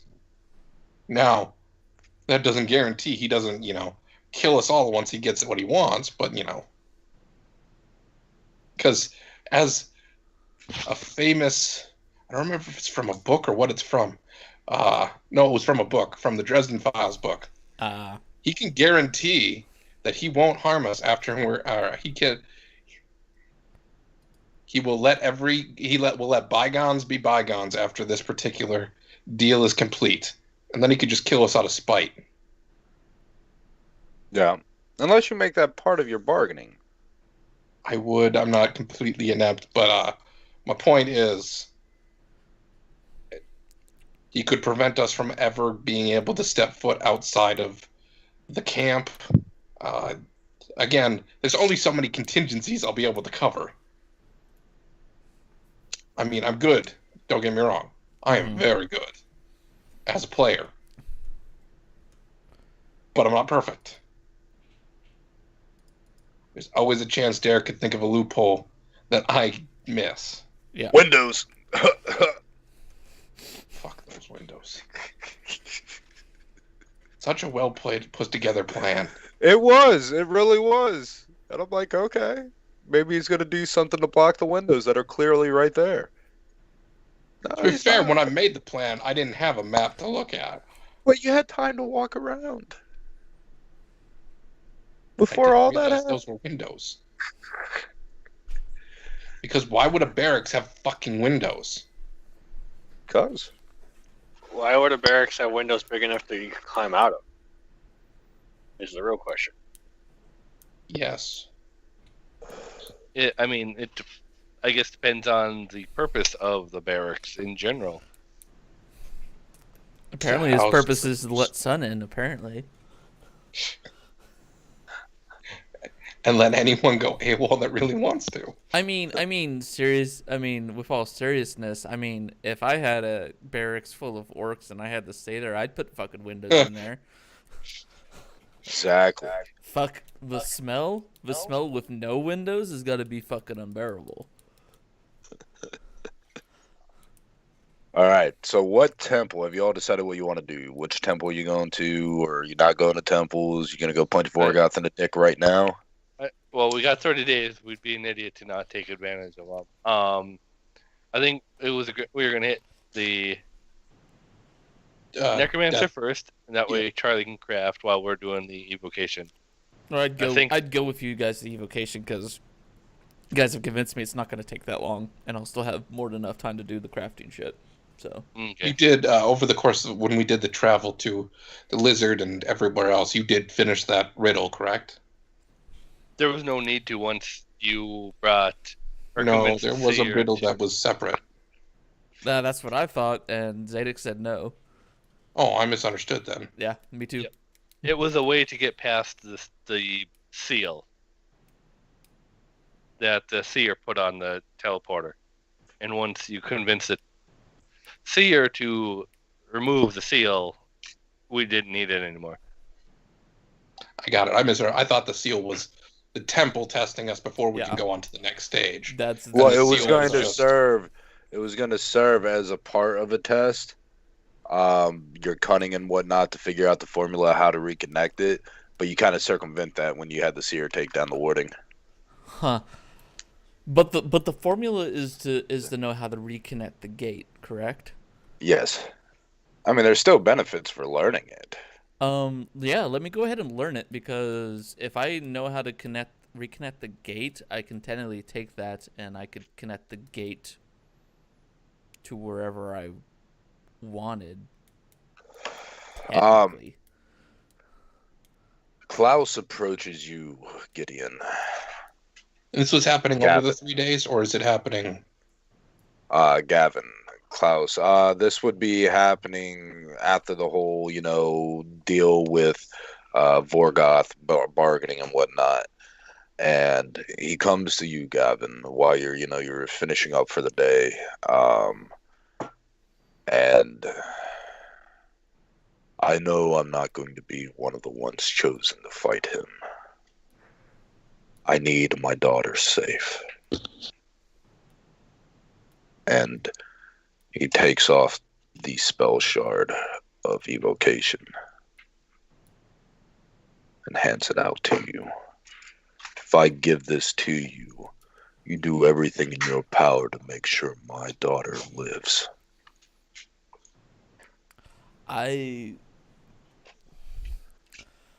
Before accepting the gem, I would put a hand on Klaus's shoulder and tell him,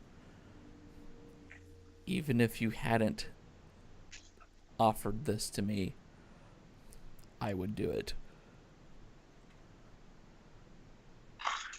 All right. He nods his head at you, puts it in your hand, and relinquishes control of it. That means you're going to have to do the first steps all over again because you just had the shard. You got to do the test, but we're going to handle that with just a skill check challenge. Okay. That way we don't have to go through that whole thing again. Okay. Then the party's going to help you, of course. Yeah. I'm assuming, unless anybody objects of helping him attune and get a show or, make the soul shard of evocation his. Okay. Technically, I would have some. Somewhat. Objection? Well, I'd be willing to help if he would be willing to tell Kui what actually happened. Oh! With his stolen food that was paid for later. Fair. What, tell you? Or no, you come forward to Kui and tell him where his stolen food went to and why I was accused of his stolen food. I would be willing to. You've been holding on to that one for a while. Yes, yes, he has. So I'm impressed. I'm impressed. It reminds me of the episode of Dragon Ball Bridge where Piccolo's like, "Did you just hold a grudge to Goku?"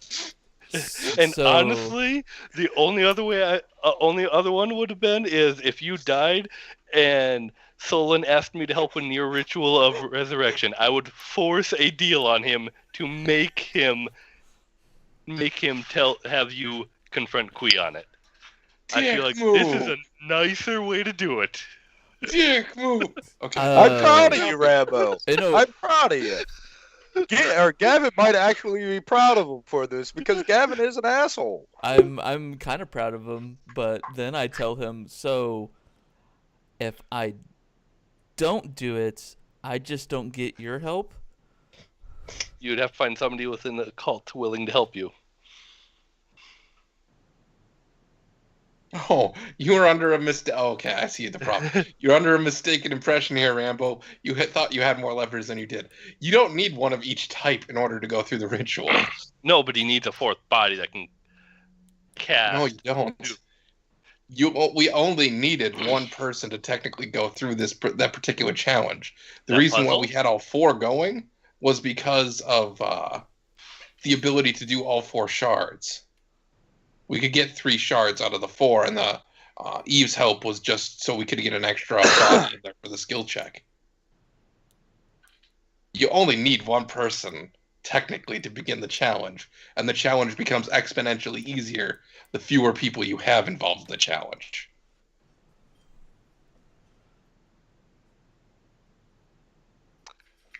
But I'm still impressed. But still, yes, but he also knew how challenging it was for 4 of us to go through. Would he be willing to try to solo it himself on a simple grunt on something like that? We barely because of I agree, because of bad rolls, we barely got out of there. Some of us with our we skinned our teeth on that one because of bad rolls. It is true. Chucky did actually fall down for once. And the fact that yeah. So I mean, is he willing to try to solo that challenge when he knew that that the entire group struggled with it?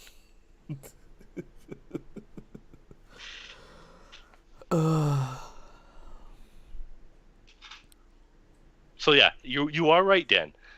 He technically could go about his own on his own, but is he willing to take that risk of how hard it was for all of us to go in it when it became exponentially easier that way? And does he feel confident enough in his Arcana skills to do it on his own?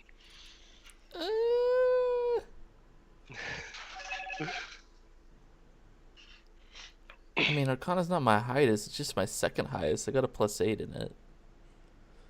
It's not too horrible.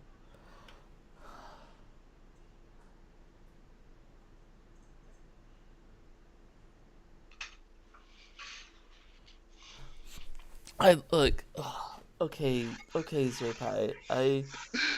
I get where you're coming from. I mean, your name on one island that hardly anybody can get to has been tainted to people who know nothing of the outside world.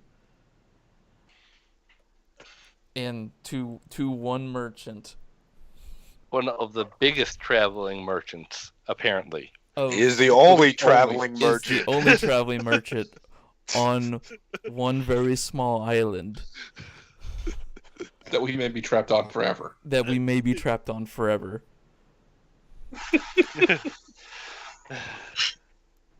Who we don't know may have a lot of influence because he's the only traveling merchant on this island. It's kind of fun working against both of you and helping both of you at the same time. It's kind of entertaining. Yeah. That we may be trapped on forever. Okay, this doesn't come on. I'm muting myself while y'all discuss this. It's music. Yep. I promise you, after Vorgoth is dealt with, I will talk to Kui and I will tell him what happened. Will it be the truth? Or at least a reconcile so he does not think I am a thief? You can't control what Kui thinks of you. Kui thought you were a thief before that. Yeah, but Gavin's actions he assumed I was a thief. Gavin's actions confirmed what he assumed and did not trust me. Now he will not trust me. I have no chance of earning that trust back versus trying to prove a chance that I wasn't a thief. In general. I promise you, after I talk to him, he will no longer think that you're a thief. Your name will be cleared from that, I promise.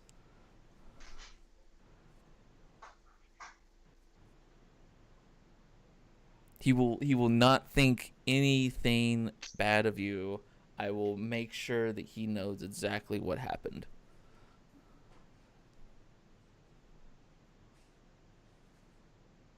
I feel like I'm walking into another trap, but I will accept it.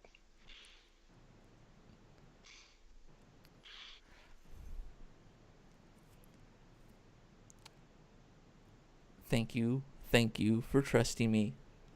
All right, I'm gonna go AFK for a couple minutes. A friend of mine wants to see a bunch of my art real quick. Because it is a skill challenge. The DC is 15. And you need a total of 5 successes before 3 failures. Each success you get because we're not doing the whole thing. You can roll 1d6 on each category of the gems you all had. And then you can add that many more to your inventory. We need a total of how many successes? 5 successes before 3 failures. And that's just me skill check, correct? Yep. DC's 15. Yep. And that's with everybody going back through and helping them? Yeah, that's why it's 15. Okay. All right, I'll do the rolls.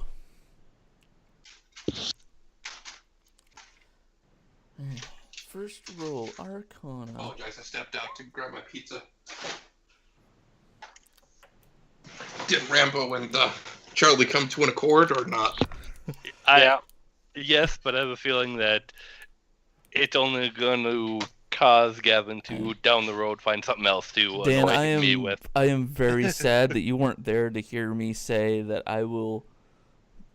That you promised. I literally didn't use the word truth purposely in there. But he promised to tell Quee exactly what happened.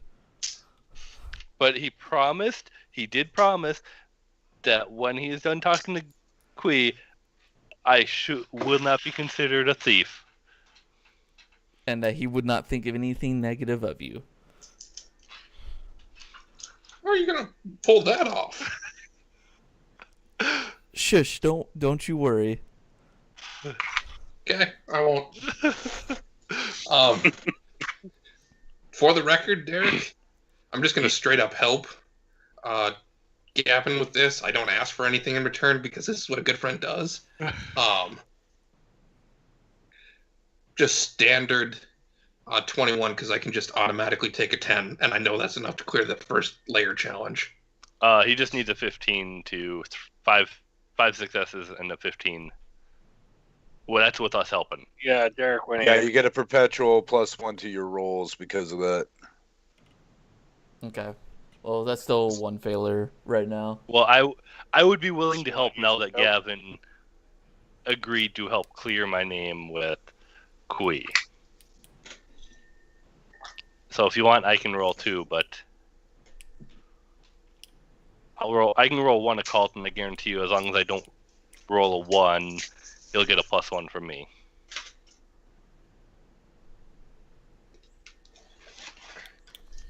Okay. Well, that's still first failure right now because that was just a horrible. That was a rolling of 4. So knowing I get +2, then I think that'll be fine. So a 22. So 1 failure, 1 success. 2 failures, 1 success. Isn't Arcana, wouldn't that be like a 25, which would be a critical success? If you're getting +3 right now? He's getting 1 from me, 1 from... Should be me getting just +2. Yeah. Oh. But Rambo critically succeeded at helping, and I think that gives you an extra +1. So if that's the case, then that would be a critical success. So then up to Derek if we need to roll each round or not. And you would have what? Sorry, I'm trying to. Rambo rolled his occult skill in order to help assist Gavin, and he got a crit success. I'm just passively helping Gavin. Got ya. Does he have to roll after each? Yeah, he would have to if he's trying to get a crit. Okay, so that first roll didn't have any. He said he was helping you, so I'm assuming that's what that roll applies to. Yeah. So the first one is a success. That second one, go ahead and roll, Rambo. Okay. Where's my alphabetical? The second one is a success, and then 1 failure. So you're at 2 successes, 1 failure. Go ahead and roll, and then it's impossible to get crit success, but that's a success. Yeah. Oh, but you get a -1 because he crit failed. But you get a +1 for me, so yeah, a success still. Okay, another. So that's 3. That's a crit success on my part without any help. So you're at 5 successes now. And that's all he needed, was 5 before 3 failures. Yep. And then we could roll 1d6 for each of the 4 rooms, and that's how many we'd have of each. How many crystals we'd have of each one. Okay, I'll roll the d6s. And then we'll just have to ask Derek what size these are. You get to roll one for or you get to roll a d6 for each size. Yep, and what? Oh, for each size, and there's 3 of them. Yeah. Okay, so. Okay, he's not getting any huge then, because there's technically 4 sizes. Yeah, It's four small, sizes. medium, large, huge. Oh yeah. I'll allow all 4. Because I'm showing off my art to a friend and taking a minute, so. Okay, so 1, 2, 3, 4. Okay, give me a Small, second. I'll medium, change the large. magical emeralds. I'm just going in order here of added, so. Okay.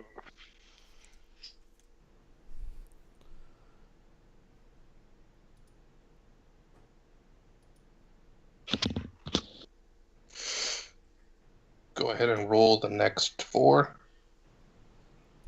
Okay.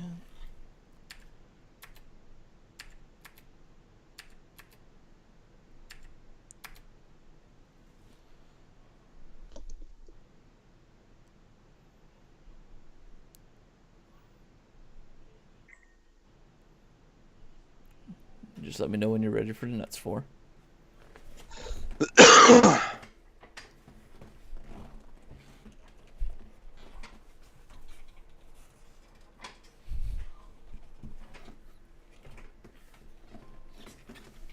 Go ahead and roll the next 4. Okay. 1, 2, 3, 4.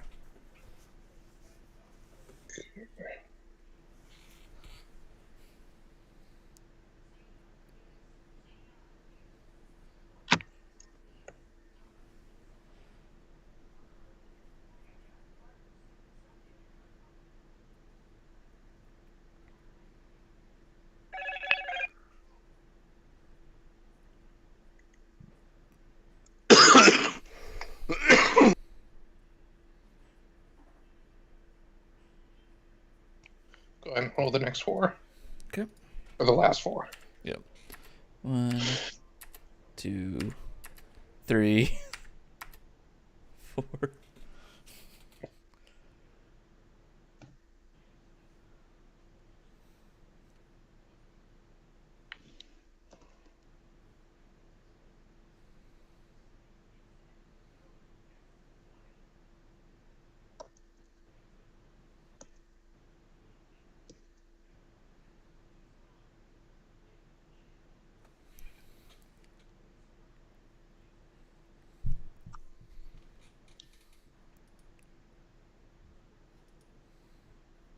Okay, that's everything.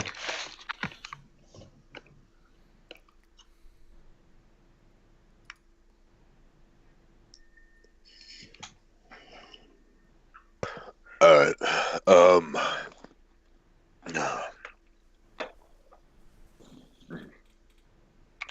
But you all were going to the Death Temple right first. Just wanted to get that one out of the way real quick. Yep. Correct. Alright.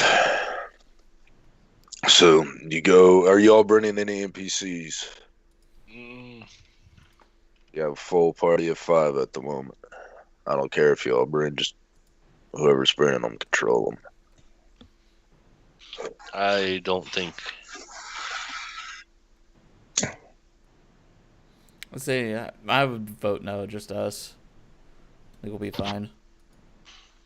You don't want some extra healing? For the necromancy, I don't know if we'll need it. Alright, I'll bring no one then. Unless you want to bring... Why can't I think of his name? The... Civet? Zivet. Wouldn't be a bad idea. Extra heals, support, utility.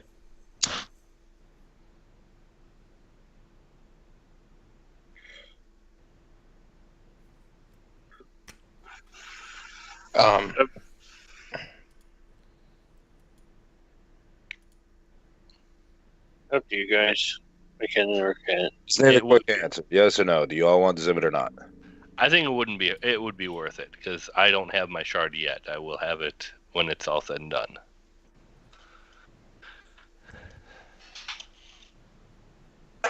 Oh, you don't. No, I did your rolls for the. No, you haven't. Mm-mm. All right. We're gonna do. You need to do your skill challenge then to get your first 2 tiers. We're just gonna have it skill challenge check. Well, since we cleared the first one and I was there, I just didn't have a soul to offer the... Right. Which I have one in the jar now. So you got yours, and then we're just gonna do the skill challenge for the second. The DC same principle. You need to use our cult, and you need 5 successes before 3 failures. DC 15. You're helping them, Solon? Yeah. And I will too. So the second one's a success. So 2 successes so far. 3 successes. Do you want to re-roll on that? If they're both helping me, it'd be a +1 from them, correct? Passive +1. So then that'd be 15. No, you only get, it's the same type bonus. Oh, it's only once. Yeah, the only way that is if one of them critically succeeded. Solon's just auto doing it, I believe. Yeah. Well, then I'll take it as a failure because I've got 3 of my 5 successes. And that's a crit. So there's successes right there. All right. So you had the second tier of the necromantic shard, which I've given to you. Okay. And I was gonna say, and rituals are all the same. Yeah. Okay. Rituals aren't tied to tradition. Just the school of magic.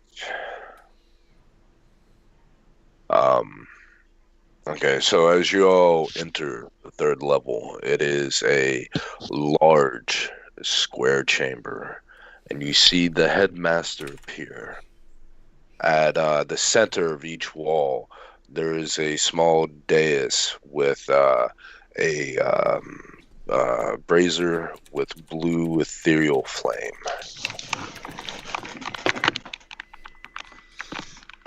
I have been watching closely and I'm quite impressed by what you have managed to accomplish.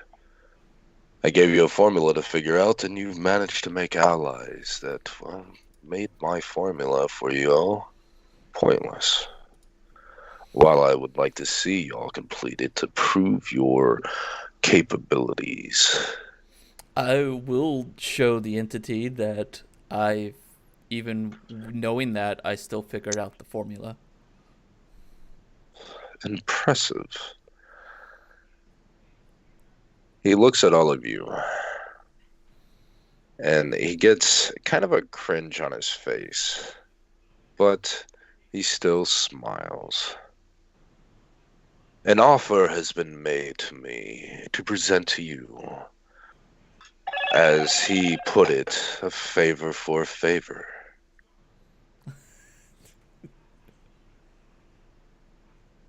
While I disdain this entity, specifically ever since he possessed me to, well, cheat your ways through the lower levels, the challenge he has set forth is more than suitable, and if you manage to succeed, not only is he repaying a favor, but proving your worth to your ascension to legendary heights.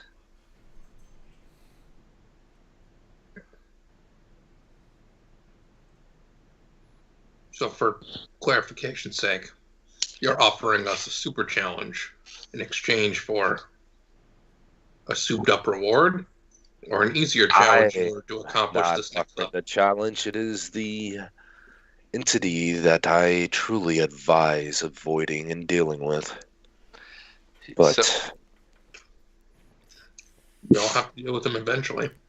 But it's essentially a favor for a favor, and is this out of game? It's a favor for a favor. Again, when he says that this is an alien entity, it is an entity that is stupidly old and has transcended multiple worlds. And in this favor for a favor, is it so? The favor is giving you the option to do the souped up challenge for a great reward. But is this for example, like I can take it, but Dan and Charlie can pass on it, but then I would owe him a favor later down the road. No, this is a favor he's paying back for the ring. Okay, I guess that's okay. Out of game, that's where I was trying to figure out where this favor I'm favor starting was to going. get really, really ill, so I'm trying to keep with it. But basically, this is the potential favor Being repaid that he's back. willing to repay back to Solon. Okay. I look at you three and I say, who's the divine shard person in the evocation temple that we used? Eve. Was that Eve? Yeah. Okay. I look at the other two that are competing for shards and I say, do you want to take the challenge? Let's take the challenge. I mean, I'm not one to to disrespect the favor being presented. I agree, but more so, if we can pass it, it's gonna help. I feel like it'll help us better with what's coming up. We'll take the challenge. You see the headmaster, he extends his hand, and you see a way appear, barred by chains, and you see the chains unshackle, and you see a hood, and the door stays open. You see the figure in the long duster and the brim hat, Quran, step forth in his entirety. And when he does step forth, it is unlike anything you all have experienced. There is a crushing sensation of power that you can't even comprehend. It's terrifying, it's exciting, it's beautiful and horrifying. He raises his hand, and then you see this spectral form of a massive bird with lightning cascading around it. What was once lost can be regained. Bring it back before it consumes it. And then above Quran, you see this this road figure skeletal with the scythe. Let me move you all to the map. All right. So essentially, we need to kill the figure before the phoenix dies. It's not a phoenix. The lightning bird. Zapdos, no. I need all three, or I have to restart this game. It's a Thunderbird. But isn't it the thunder version of the elemental? Yes, it's the air. It's the air one. Yeah. Isn't this the divine bird of Cord? Of Asmaroth, yes. So it's Cord. Got it. See, at least somebody can keep track of it. I can't. I just wait for you to ask. At least someone can keep track of it. Yeah, you got to drop your character. You got to drop your token so you can see it. Yep, I'm doing it. Where do we? On the black FYI, I'm posting a picture in group chat. I'm posting a picture in group chat. This is the item I want to make for Chucky. Is it? All I Content see not- is it's just content not found. Yeesh. Facebook symbol. Yeah. Where is my... Okay. Can't access it. Yeah, Oh! you got to save the picture itself and do it that way. That is a massive bird. No, it's a small one. Don't worry about it. It just has an orca in its talons. It's okay. Oh shit! Oh. The orca only looks like a small mouse compared to it. I mean, it's all right. I'm more worried about the fact that a lesser death is halved its health already. I mean, honestly, that's about the size I expected Mortor to hit by the time and the campaign 1 hit. Okay, maybe not quite the end, but by this point in the story arcs. A legendary beast, slain. Its line never to be returned until now. A favor for a favor. And it steps back through the door willingly, and the chains shoot around it, locking it and closing behind it. And that feeling of power untold vanishes.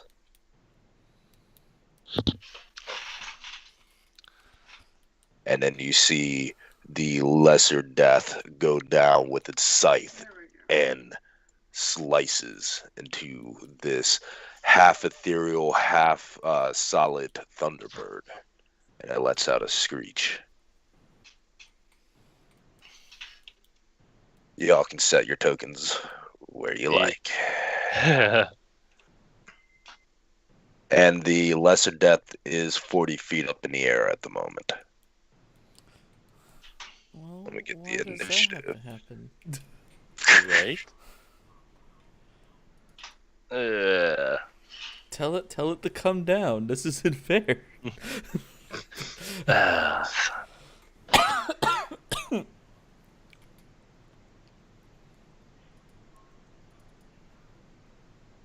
Oh. Alright, get your initiatives in there if you don't mind. Fucking 28. Fuck you. What? Oof. I rolled a 12. Wait, no. Wait, you rolled a 12 and got a 28? Yes, I did. Fuck that guy. Apparently, we are. So, The spellcaster's going first. I'm not used to this. Right? I mean, we're off to an awesome start. Alright. So, I have a feeling this is going to be interesting because of some of the spells I picked, but oh well. It is what it is. alright. Ooh.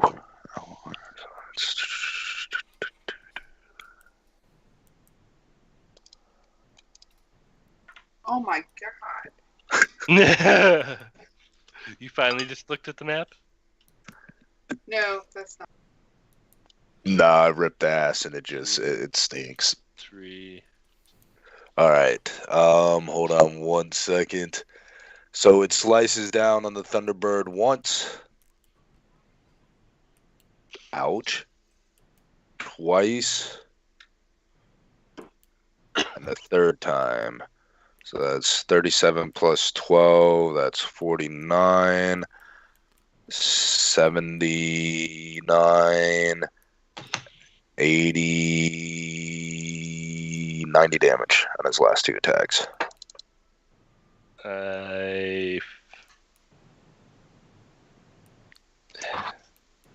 Oof.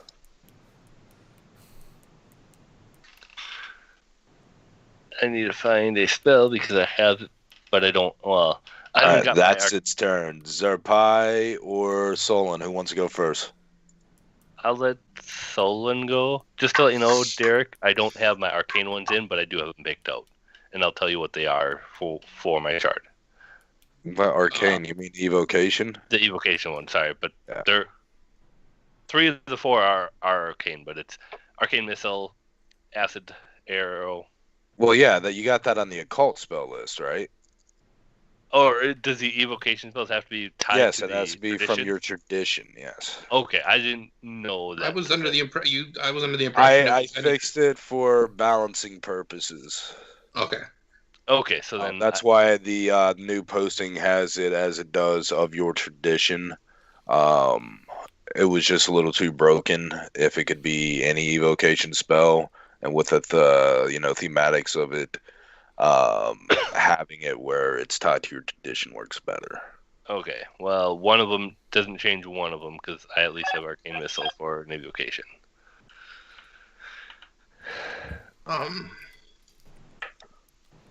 Sorry, give me 1 second here. I'm just trying to get my.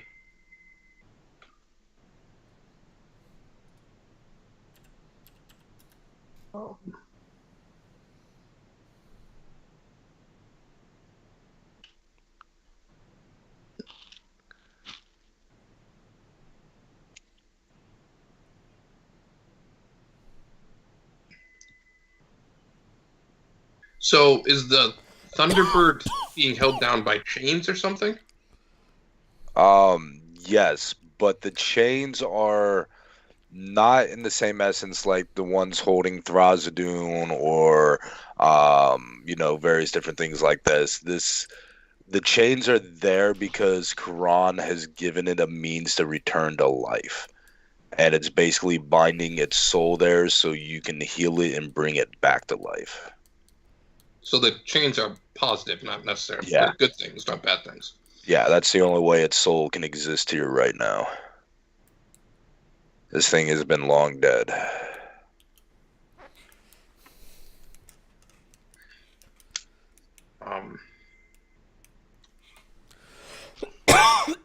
Excuse me. Sorry about that.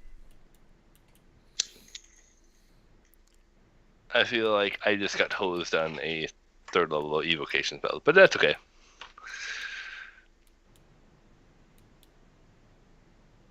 I am going to go ahead and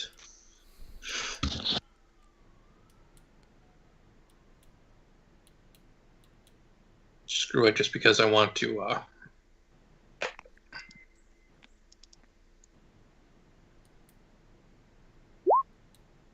go ahead and have it make a will save. What kind of spell is that? Emotion, enchantment, and incapacitation. Give me 1 second.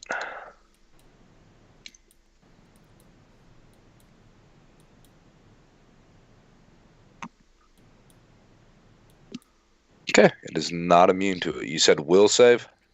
Yeah. 21. Fails. What is your DC? 22. Oh. It's adding my level in there. I don't know why. Fair. But a failure is blinded till the start of its next turn. All right.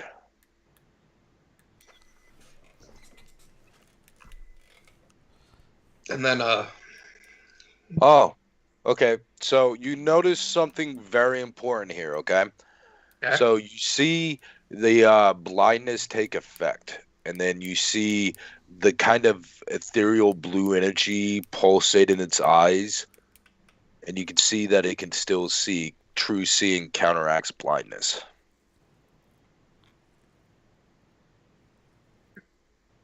that sucks. The next thing I cast. And you do recognize this because you smoked that pot. So you learned one of its capabilities, true seeing.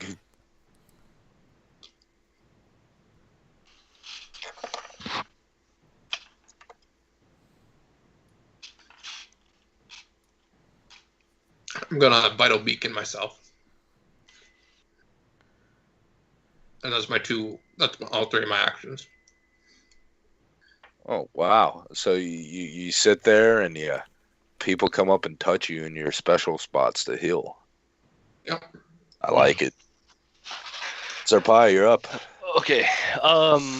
So first thing I'm gonna do before I forget, because it's gonna be petty, but it'll be annoying. For one action, I'm gonna do Needle of Vengeance for a hack or a curse. Why is your DC so low? Oh, well, why didn't it? Did it not update? Oh. Okay. +1. Man, I'll get the. What's its traits on it? You didn't put any of the traits. Need 1 second, and Vengeance has traits. Uncommon and enchantment is what that's supposed to be. Oh, okay, there it is. Hex. Yeah, it's a hex and mental. I didn't see that for some reason. I'm all kinds of fucked up at the moment. So it's 19.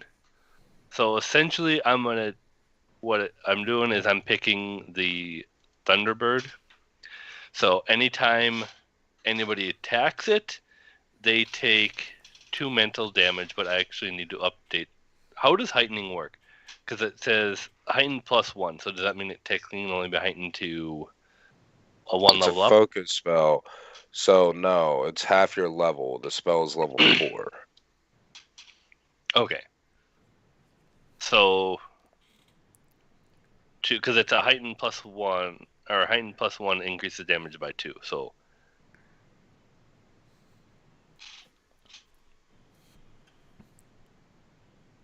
Okay. So you cast it on you and the Thunderbird. Okay. Yep. You still got 2 actions. What else? Yep. So that way, whenever he attacks, he takes, would it be 4 damage? I don't know what the heighten is. The heighten is +1, increases damage by 2. Okay, so that would be 8 damage. Okay. Then I will update that, and in the process, I'll do that, but when my turn ends, I'm going to cast Slow on him. So he needs to make a Fortitude save.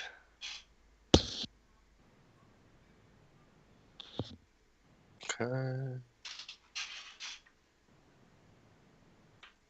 Hoping for at least... that is a critical success. Oh. Alrighty. I was hoping for at least a failure. Then that is my turn. Alright, Gwendolyn, you're up. I'm going to mark him. Okay. And then, if I remember this correctly, I would get 2 actions. The animal companion gets 2. Yes. Okay. So I'll have Drax fly up. If you can only fly up, you might want to mute yourself.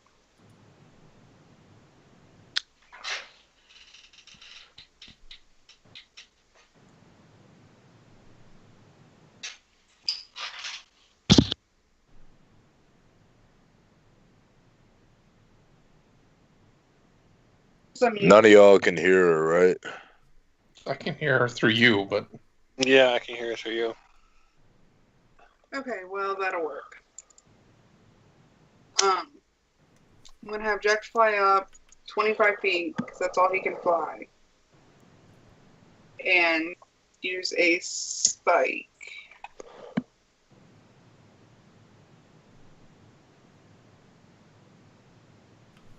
You just see as the spike shoots out towards it, it decay and turn to dust. Alright. That doesn't mean you can't shoot it with its spike, it's just you failed to crit and I wanted to add some fluff. And then... Hunted shot. I will do... Alright, so as you do your first shot, it uses Lurking Death. You go to shoot at it, it teleports 100 feet, your shot misses. Are you kidding me? Nope, and it appears right next to you, makes a melee strike. That's like the best I've ever... I know! I feel like such a dick!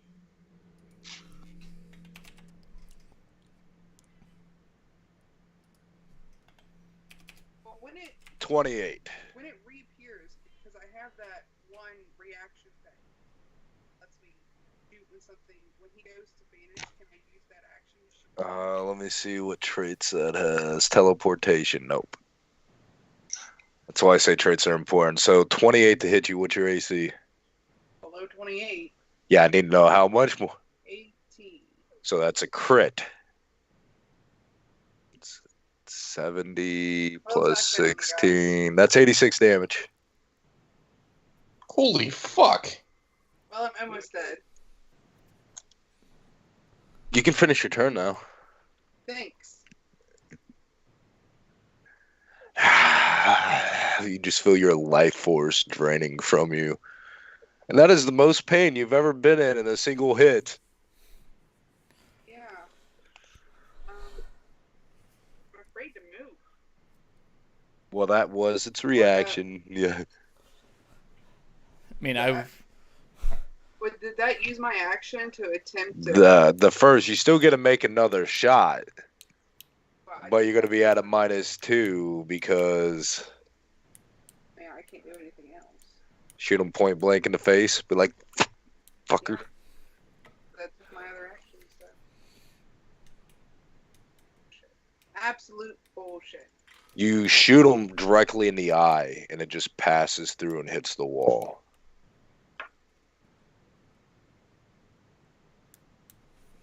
All right. Gavin, you're up. It's on the ground. Make sure you minus your health. I did. Why didn't? I didn't. I don't know. Oh, you -2. You put it to 86. You took 86 damage. I typed in. Yeah, you're supposed to do -80. It only put. I know. I did it on the character sheet. That's why I use the token. Oh, fuck it. I can get there. That's fine.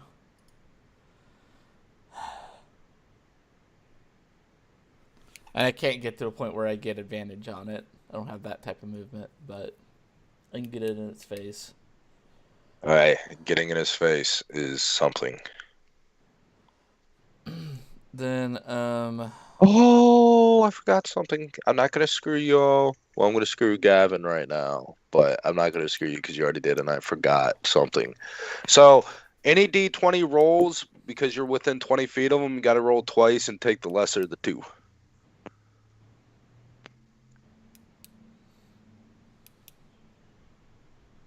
well, fuck you. One more time, just in case it's critical failure. Oh, I haven't rolled yet. Oh, that's hers. My bad. So here's my two swords. Then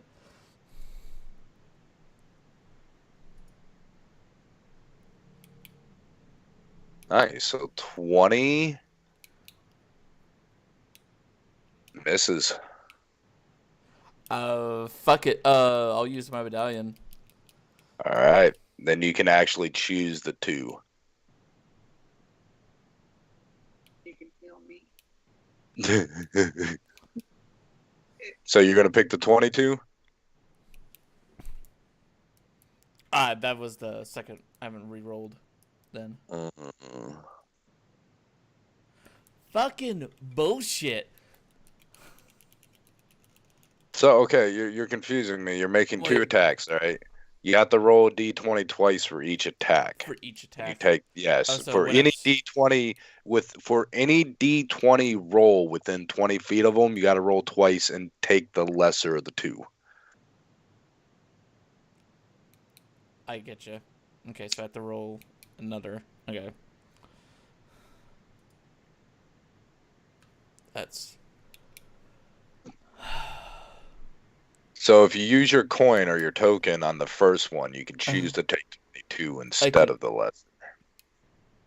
Okay, because that wasn't being clear. Okay, then yeah, I'll take the 22. That does just hit. Just hit. All right. I'm gonna take it since it's death. It is not subject to poison at all. Your poison immediately just decays. It just evaporates. All right, and I'm gonna do the spell that was on that. What do I actually?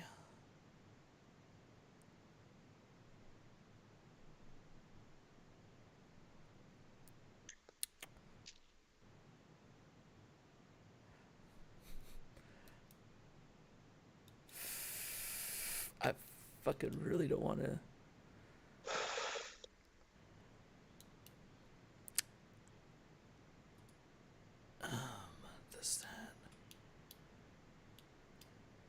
Fuck it, I'm gonna see if. What are you doing? Let's see. Try that on the sword. It's got to make a fortitude save.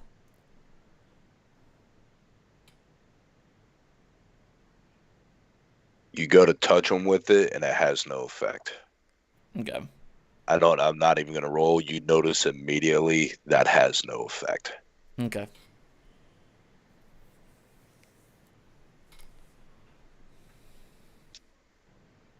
All right, is that your turn? That is my turn. I don't have another action to do, so there you go. All right, Zivit's up.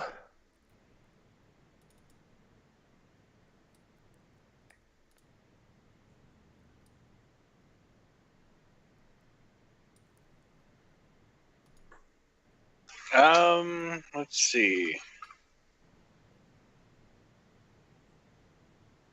Exhibit's aware. If he's within 20 feet, it's harder to hit him. Yep. Not what I wanted. Sorry. Didn't mean to draw. Ooh. 15, that would be 20. So you have to be there.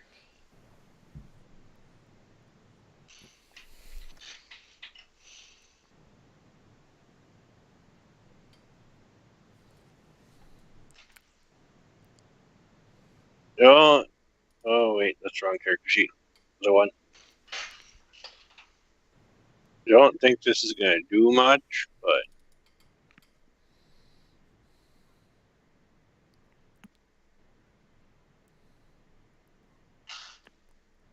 Now, your all's intelligence is high enough, and I'm feeling like shit.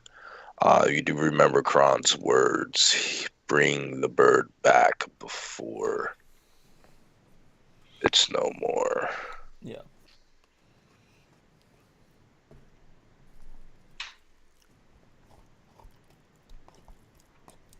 Oh, in that case.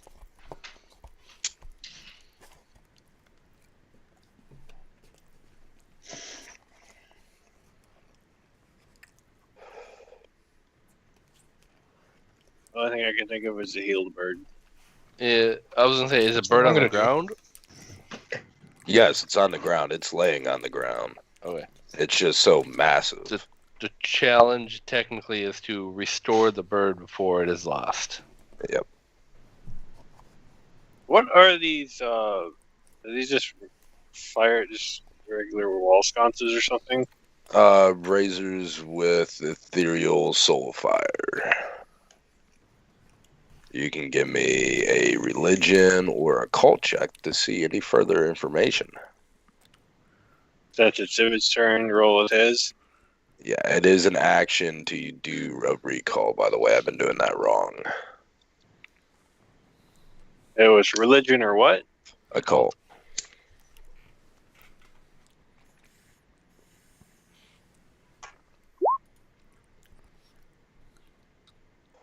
Can I use my token for him for that? That's fine. You're there. 20. So he takes a moment and he looks at him. And he analyzes it real quick. And he shouts out, if we can successfully use the soul flame on the bird, the next healing on it is maximal. Or it's treated as game mechanics. I'm not trying to RP this shit while I'm feeling like this. Basically, every time you use a soul fire on it, the healing that the next healing it receives is treated as if it rolled maximum.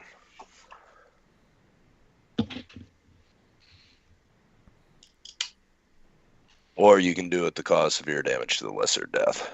if you can hit them with it. Question: what's the soul? I'm sorry, I've been looking up creatures because I've had to go into the bestiary this time. I'm sorry. No, it's not your fault. I'm just telling you that's why I haven't been hearing everything. The soul braziers, yeah, those are the soul fire. So the pylons in each side of the wall. So one next to me, one on the north side. There's one at each center of the walls. Okay. All right. Anything else if it's gonna do? He used one action to recall knowledge. And he technically moved, but he moved. I guess. How far is that? You can't cast a spell, you know. Unless you got a one-action spell. There are some, but not many. He's gonna go over the soulfire, and that's his turn. Yeah. He does know you have to use one of the tradition skills to be able to utilize it. It's just like when you use the elemental orbs. So nature, if you're primal, so forth, so on. Bah. All right, Chucky, you're up.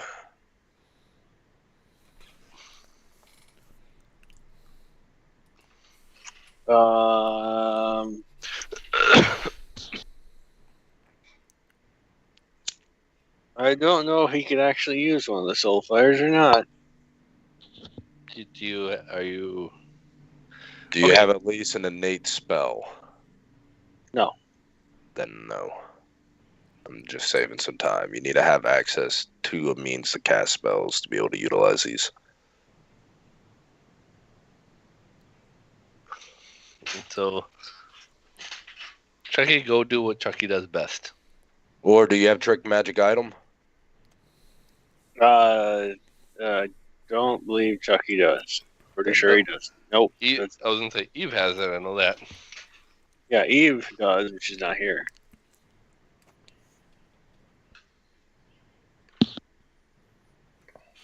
I guess it's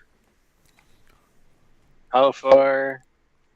25 to him. Yep. I don't have any real ranged attacks except for throwing a dagger. Oh, going to just go here. I'm a rage.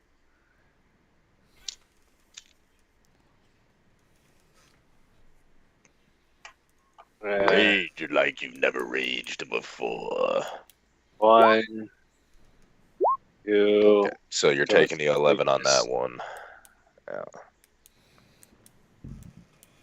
So you find yourself, the first one seems solid. You're flanking with Gavin, you're about to land a blow, and then just the weight of fate of this creature weighs down on you and you miss. I mean, with advantage, does not just go to the one roll?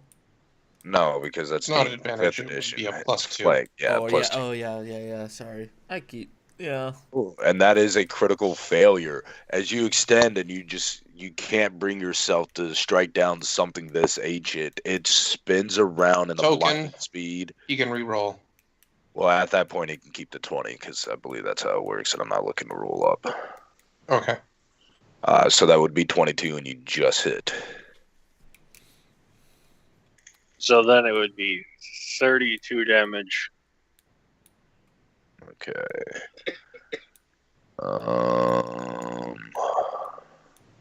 32. Okay. Gotta sneeze. All right. At turn 0, the Thunderbird loses health. Lesser death. Embrace Oblivion. And one strike is going to be against you, Chucky.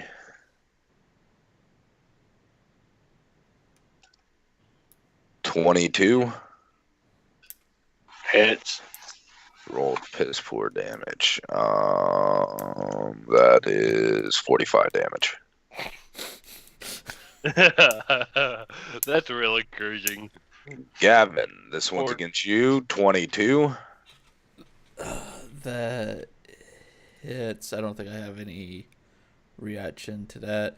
Fuck it. I am gonna like reaction blood vendetta, but that's not gonna do anything because he's a skeleton, I assume. Yeah, are you sure you want to use that reaction then? Just nah. All right. you gotta be able to bleed to entice that one. 35 damage. Hey man, I'm okay with that. And this is against Drax. He's 25. Oh yeah, he is 25 feet in the air. It's against you, 13. God damn it. Does 13 hit? No. All right, you miss. You're like, oh shit, no. I've already felt that. I don't want to feel it again. All right, that's its turn. So with no one like, how close was 13 to like a crit fail from him? Yeah. How close is that? It's quite okay. Did he manage to roll a 1? No. All right. That's all we wanted to hear. So 5 well, up. What? He rolled a 5 to get 13. That is with the -8 penalty to his attack. So, question: is it to use the soul fire? Is it an action? It is an action, yes. Sorry, I'm just trying to make sure because I was measuring earlier, and I should be 30 feet from Death himself. Yes. Lesser Death. Or Lesser Death, sorry. I mean, I could throw Kron out there if you want. No. As long as he's not against us. Rare. Yeah. Okay, I do not have the spell in here, but since I have my shard now, I'm going to cast... I moved 1, so then I will use my shard to cast Heal with the 2 charge, so that heals everybody within 30 feet of me. No, the 30, that's a 3 charge is the Nope. AoE. Oh, the spell... Oh, okay, that's right. I can choose 1 target in 30 feet. Never mind. Yep. So, knowing what our target's supposed to be, I will just say screw it, and I will heal Quindolin because less party members means we're in trouble anyway. So with it being maximized, we got 4th level spells, so that means... How's it been maximized? What's that? How do you maximize? You have to use a soul fire to be able to do that. That takes an action. Or it's heightened, sorry. Not maximized, heightened, right? There you go, yeah. It's automatically heightened. Okay. So that should be 5d8 plus 8, correct? Yes.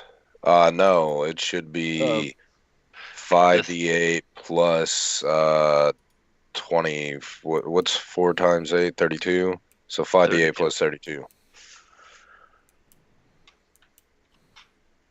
You add everything in the heighten effect. So It's an additional d8 plus 8 for the second. So you heal for 55.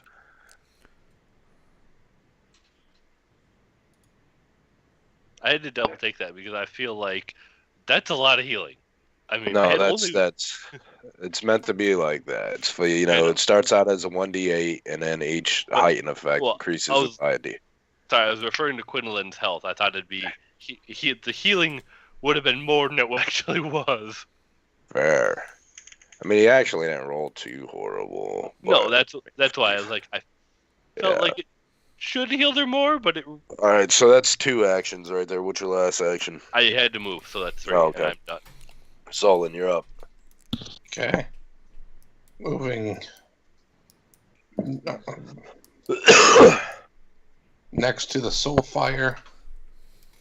Action to use the soul fire. I'm going to give it a shot with just a standard 20. Does that activate the... Because I can take a 10. Yes. 20 is the DC. Sweet. So you activate the soul fire. Where are you directing it? The Lesser Death or the Thunderbird?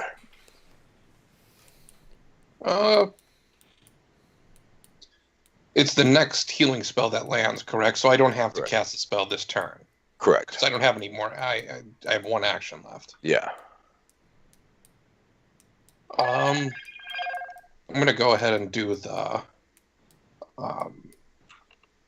because I don't trust the Thunder Death, the Thunder Death, the Lesser Death to stick dead. I'm gonna choose the Thunderbird. I'm gonna start targeting it.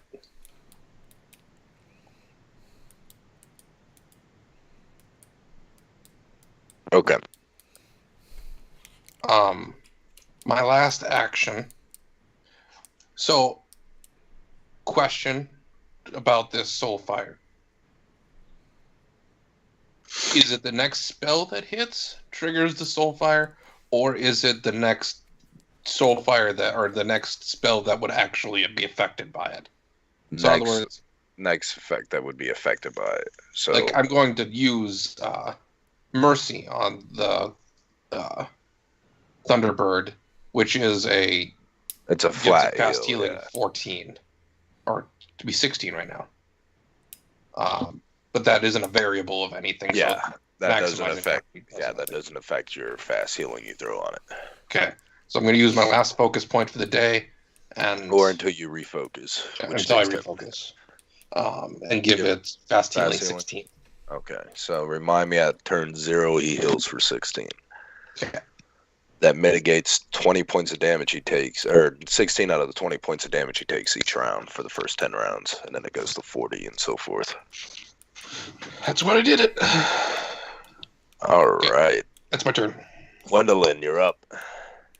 Okay, I'm gonna have Drax use his advanced maneuver. Okay. Try to make one spike strike. And if it hits him, he's also pinned. Nice. So 26 piercing damage, and he is pinned to wherever he's at. Yeah, to the ground. You see, like, because it's a fucking Reaper pretty much. So you it hits him and then goes through his body and it just hits and fucking pins a part of his cloak to the ground. So he's just like, really? I will take it. Hey, it's more damage and annoyance to him. That's all. Hey, if you guys can keep him busy, I will pump as much healing into this Thunderbird as humanly fucking possible. I will keep him busy, and I will do the same.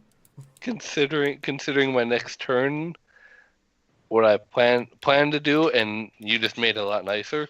I was gonna literally AOE healing wave. Healing wave does not heal as or much not heal. The second point. AOE heal. AOE, the 3 action heals a area of effect. Mm-hmm. So it doesn't add the +8. It's just the 4d8 that you would end up healing maximized. So that would mean you're healing 32 health in an AOE. But 32, and it wouldn't I'm in 30 range, so that would be 32 positive to undead as well. If he's undead. He's a skeleton. So lesser death is... If he's undead. All I'm saying. Okay, fair. Okay, so if I'm right at 30 feet from him, so we have to roll twice? Nope. You're out of his range. Move back. Drax did that. And that's only one action. Well, it's 2 actions for you because you use 1 action to give Drax 2. Oh no, Drax still has 1 action. Yeah, that's what I meant. I'm working on what I'm gonna do with it. But okay, so I move back. I have 1 action. I will use Hunted Shot. He teleports. I didn't even do anything yet. Make your shot. Bullshit. That misses. Still misses. 26. If you're restrained, I'm not sure you can teleport. Yeah. Oh, I gotta look at that rule. I don't want to look at that rule. I don't know where to find it. Restrained? Yeah. It technically is in our handbook. I literally put conditions. Yeah. Dude, I am so, like, I feel like utter I'm looking it up. I appreciate it. Thank you, Dan. Making whoever look at the ability though, Bree, and make sure it is restrained and not immobilized. Oh, okay, so it gives you the amount. Oh, if you're restrained, you're immobilized as well. Yeah. Yeah, rendering it immobilized. Okay. You can't use any action with the move trait. So if his teleport has the move trait, then he's... It does not have the move trait. It just has the teleport trait. Son of a... So... Doesn't have the manipulate trait, does it? Nope. Oh, I already rolled 26 hits. It's not a crit. You take 41 damage.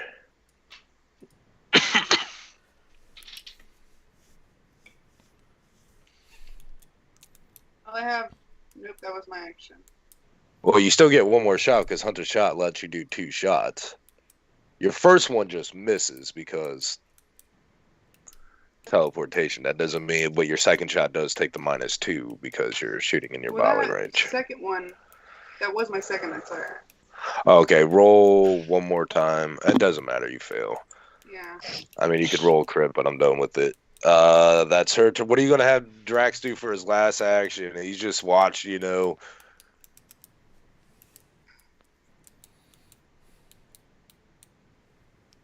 Can I have him, like, fly over and land on him? Yeah, that is a thing that can happen.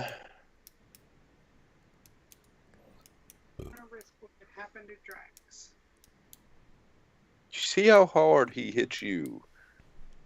Drax has the same hit points as you. He lasts maybe 2 hits. That's if he doesn't get a crit, and the crit's really good. I was going to say. That's why I said maybe. Keyword maybe 2 hits.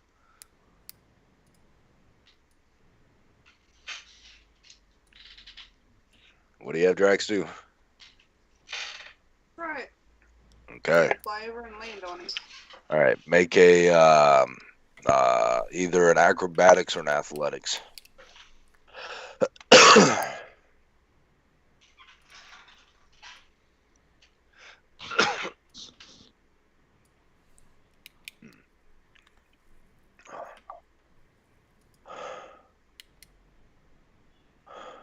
And he is in the air still.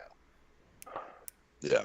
And sorry, what is your total modifier for athletics? He has to make a reflex against your athletics DC. So that's 19. He succeeds. He's That's it. all right. Gavin, you're up. Move here, and then I target the Firebird with the 2 action heal.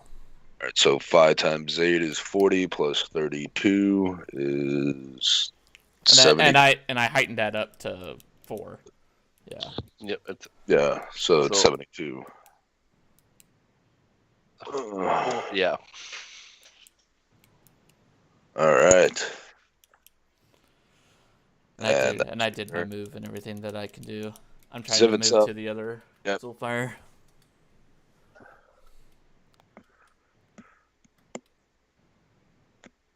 I feel bad that I made you waste that crit, but you all accepted this. You didn't say anything, so, you know, the group thought you said yes. No, I'm fine. Okay. Just don't feel bad.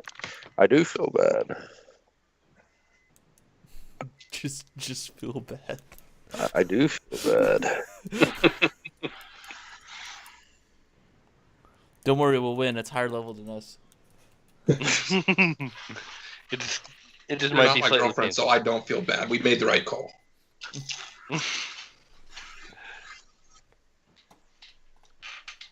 No, I mean, I feel bad for making her waste her crit that she'd I know, never because get. you're within arm's range of her. That's true, yeah.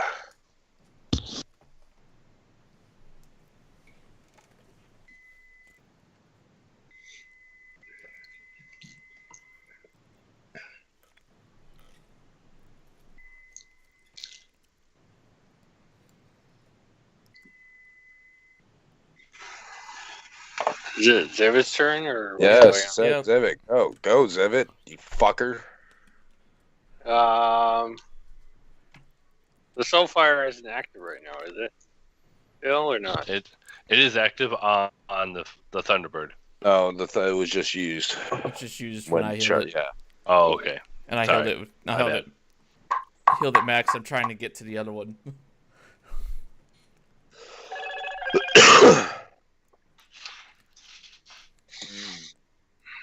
The single heal only does the 32, correct? Or the 4D or 5D8, correct? 5D8, but you got to touch them. Yep. 48. 48. So I would have to. Zip would have to activate this. I can't see how he could get a heal off right away. It's 40 feet from him. Mm-hmm. The spell is 30. Yeah, you can't. You literally have to be where Solon is. If I remember correctly. So even if I was where Solon was, you're just out. It'd be 35. I guess that's at the Emerald. You have to be literally standing next to it, or since you can cast magic, can you pull it 5 feet, 10? It does have to be pulled 10 feet. I mean, he has reach, but that takes 1 action, and then the spell is a 2 action. Yep. So yeah, you can't. Well, I think I'm gonna have Zivit still activate that Soulfire. All right, go ahead and give me call. Nope. Unless you want to spend your hero point or somebody that had that re-rolled. You know what? I'll just spend my hero point and let him reroll. Okie dokie. Still worse. I think that wasn't a critical failure. Yeah, the rerolls really haven't lately. Alright, now what do you have Zivit do? He's got 2 actions left. He can't try activating it again, can he? Yeah. Double charge this thing? Sweet. Oh, wait, no, it didn't. Never mind. Nope. You want to try for a third one? Fine. Hey, you succeeded. That's your turn. Yep, Chucky, you're up. Turn. Your prey keeps moving. I'm so glad I got that, raging movement thing now. Oh, yeah. The one that makes you 10 feet faster when you're raging? Yeah, that means I can actually do this. Yep. It is nice. 1, 2, miss. That is a miss. That is a critical miss. Unless you... I don't have... He spins his side right down on you. Go ahead and spend hero point. All right, it's 22. You hit him. And do 20 damage.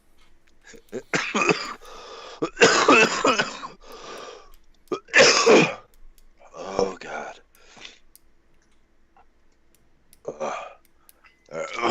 Take any medicine?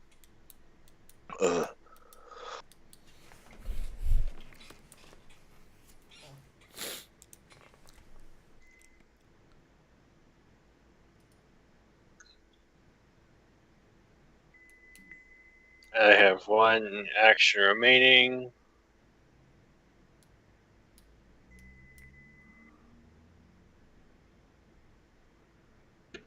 Yeah, might as well. Even though I don't think it'll hit, I have to get really lucky. Obviously, that's bad.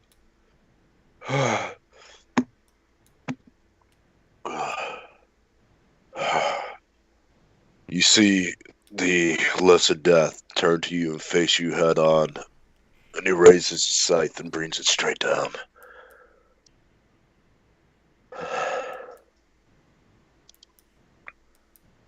That's a crit.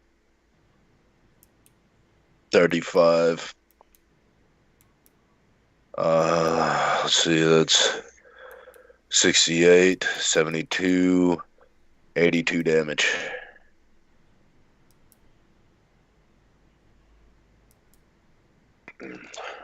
I'm at 5.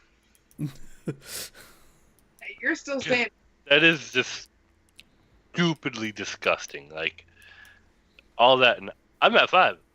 I hate you. I have 122 health total. That's not counting the 10 temp health from rage that I used already. I'm still just statement stands. I'm pretty sure Dan feels the same way. Well, I don't have an AC worth a damn, really, for a melee person. Loses 4 hit points because of the fast healing.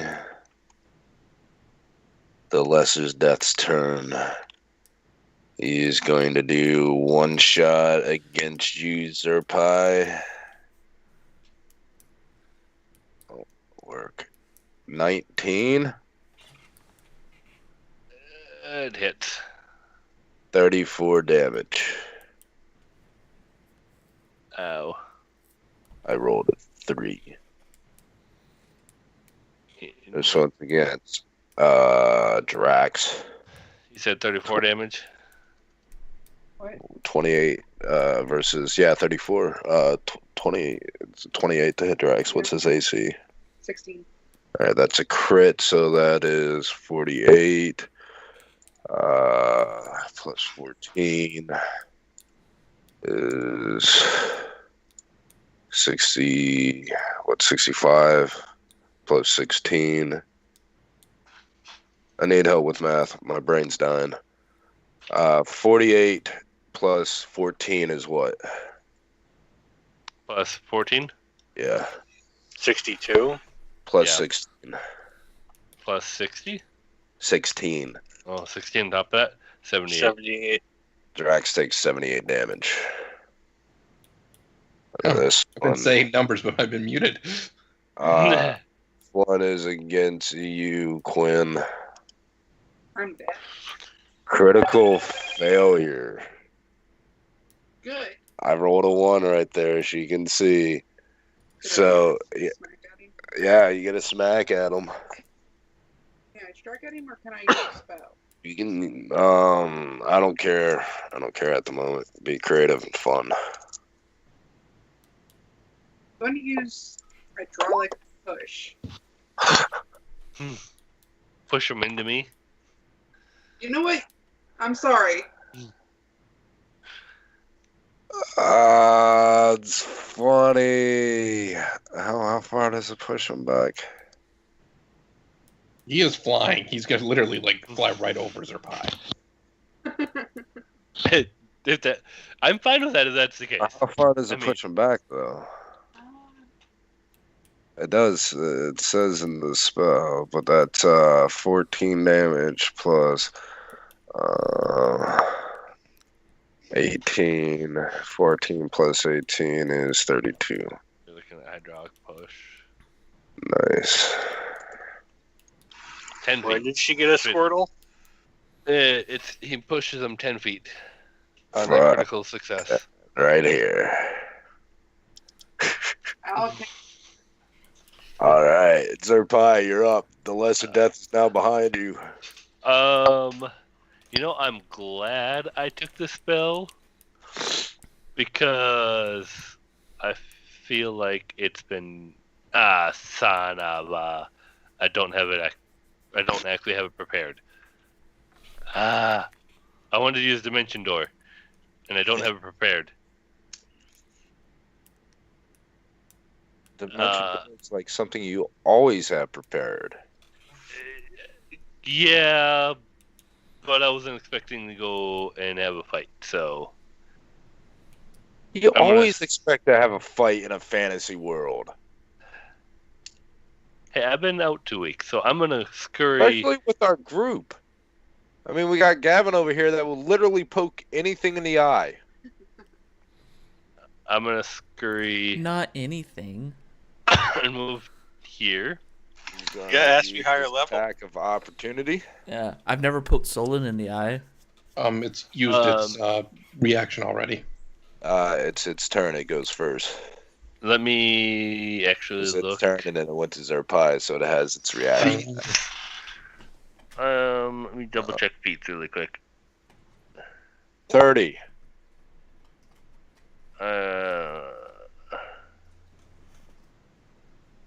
Pretty sure that's a crit. Actually, no. Well, yeah, because I'm a 16, so 26. Yeah, so that is a lot of damage. 26 times 2 is 52. Correct. Then plus 14 is 64. Plus 14 is 78. Someone has a hero point. Use it to keep him at 1. I'm reading something really quick, and If he doesn't have anything, I'll use the hero point. I have this. Cringe.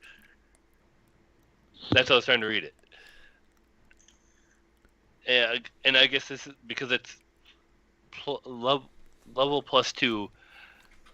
I'm not sure how you want to rule that. It's still your level. When things like that, it's level +2. I think you add your proficiency or your level to proficiencies that you don't add with the variant rule we're doing. Okay, so then so that would be 10 damage. You would still be taking 62 damage. Okay, so that reduces damage. Okay. Yeah, it reduces damage. Well, To keep him at 1. yeah. What encouraging words do you give Zerpai as you just see Zerpai get cut by the scythe that you've been cut with by twice now? You understand his pain. You're small enough, just lay down. There. Just play dead! Play dead! You're at 1. I mean, you're saying this out loud with a lesser death. Who can tell he's alive? But play dead! In that case, I will use my third of my 4 charges of my shard to heal. And so it is 48 plus 32. It currently has a heal charge on it, so it would be 60. 72. 64. 64. It is 64, yep.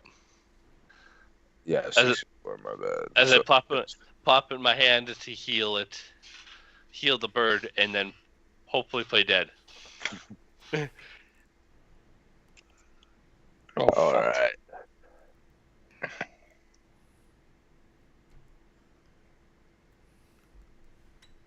Hidden boss fight for the win. Solon, you're up. Does positive energy seem to hurt the lesser death? Nobody's tried to use positive energy on him yet. You can give me an Arcana or an Occult or Religion check. It would be one action to do so, but it already has a Soulfire on it, so you'd be giving up your chance to. It does have a Soulfire on it? Yeah, Zivid. Oh yeah, never mind. No, I used it. Yeah, that's right. Yeah, he just used it. My bad.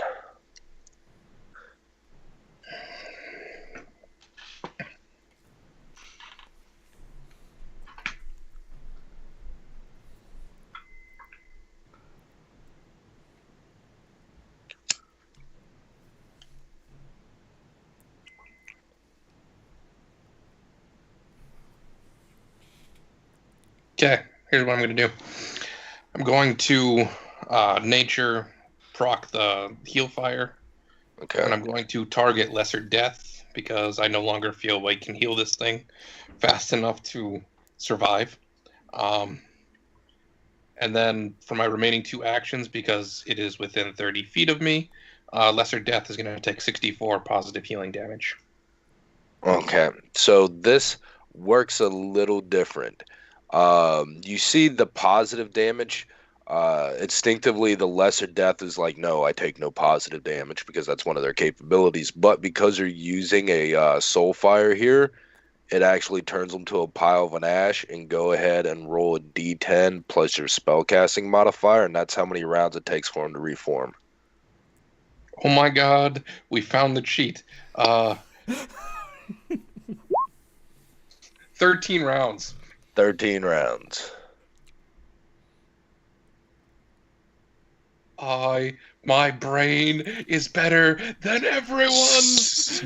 With it being 13 rounds, it's almost guaranteed that you get this thing healed for full. So unless y'all want to continue the fight, we can. Otherwise, 13 rounds. If it was like, if you rolled really low and you only got like 5 or 6 rounds, I'd make you play it out just to see. But 13 rounds is more than enough to get this thing healed to full. Everyone hold their edges. Let's play whack-a-mole with this a couple times. Every time it goes down, I'm sure we get more XP. Don't think that's how XP works. It's a great stress reliever, though.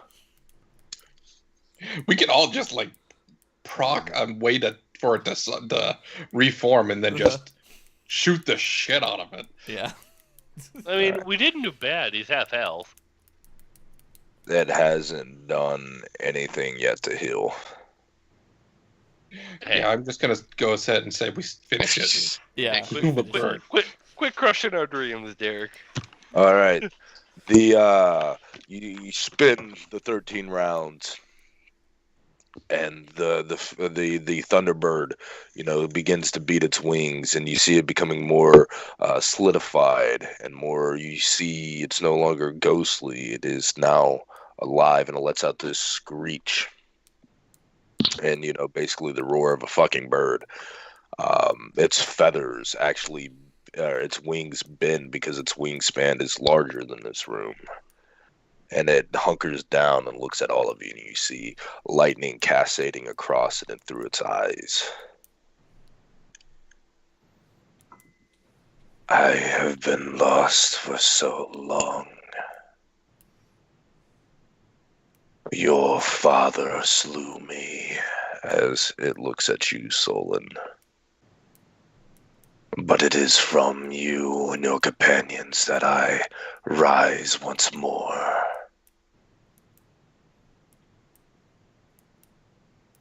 It scans over all of you. When the time comes, come to the monolith of air. I wait for you there. It raises its wings, and it still has to bend, and you see electricity just start gathering, and then it unleashes it, and you think it's about to hit you all prepare for it. And then when the light show, fades, the bird is gone, and you see crystallized lightning bolts at each of your feet. I pick up a lightning bolt. Lightning bolt, lightning bolt, lightning bolt. I pick it up. Yeah, pick it up. Picking it up. Riding the lightning. At that, the lesser death reforms. It puts its scythe in front of it, hits the ground with it, and, lowers its head. You are successful. 5 questions I will answer. 5 truths unknown, or 5 truths revealed once unknown.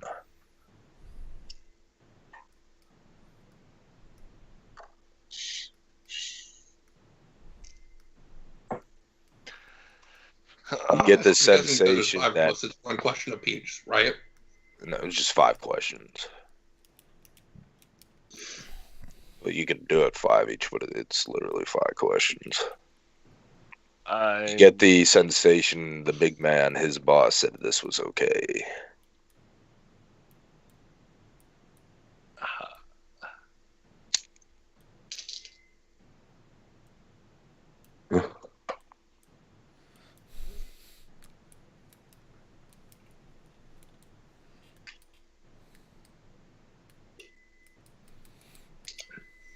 I do have questions, but I tend to take up time, so I'm giving everyone else an opportunity if they have a question they want answered. Dan, you did tell Gavin about the way that Chiron said that he was supposed to do something but didn't say what. Right.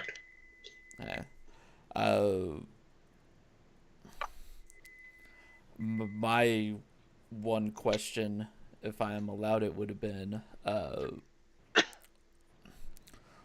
what exactly is it that Chiron thinks that I should, that I'm supposed to do? To kill the Grim Reaper that guards the final monolith. The one below the sea. I have to go under the sea? Do you really want to ask that question? No. No. Are you... Gavin's heart sinks as he's now been told that he has to go into the water. Congratulations, your heart sinks just like the rest of you will. Oh.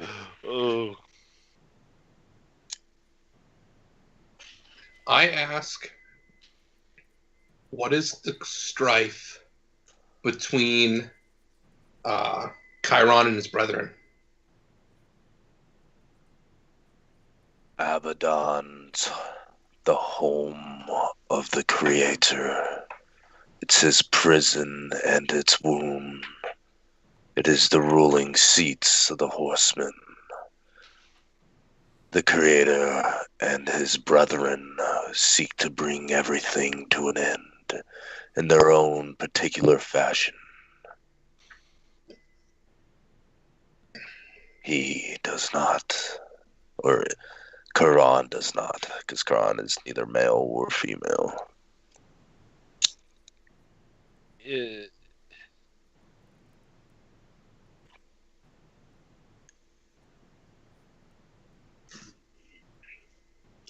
no one speaks up, I'm going to ask another question.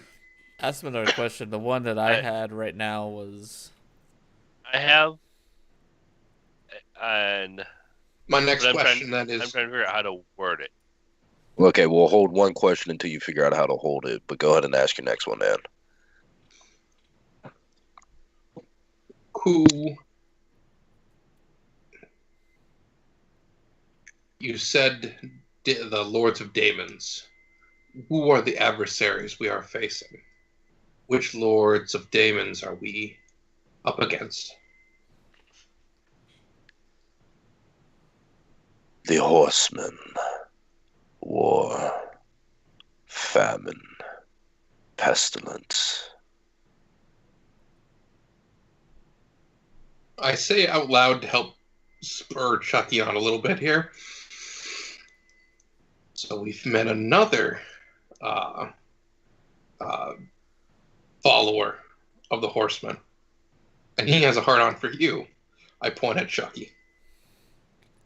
I got that already. I don't know how. We've known nothing about the horseman until just now. Well, okay, never mind. I don't say that then.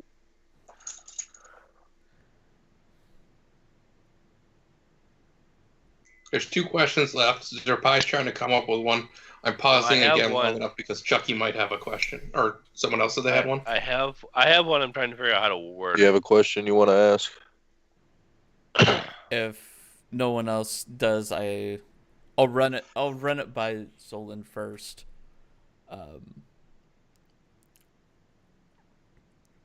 Ask what he thinks about this one. The question would be directed towards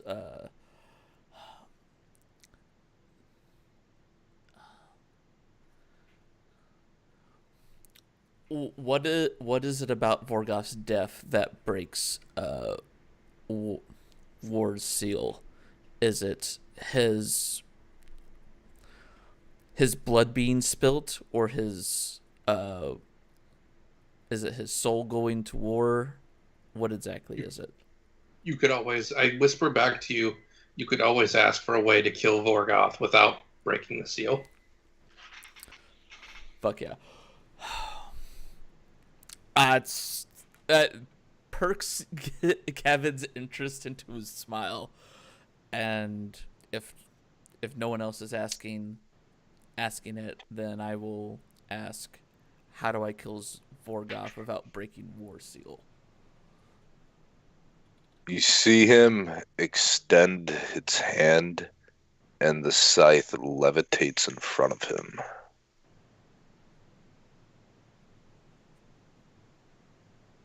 And then, after a moment, it transforms into a far more sinister, all-ending scythe.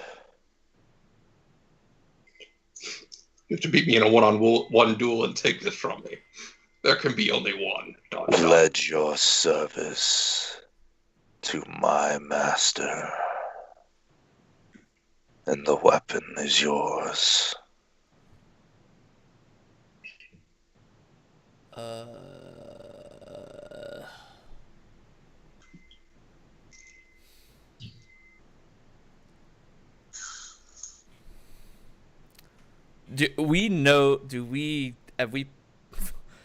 Chiron hasn't come out and said, like, hey, I'm deaf, or anything of that nature, correct? So we don't know. What's your intelligence? Give me a second. 18. You can make an educated guess without confirmation. I mean, it could be wrong, but you can make an educated guess that he is the Horseman of Death.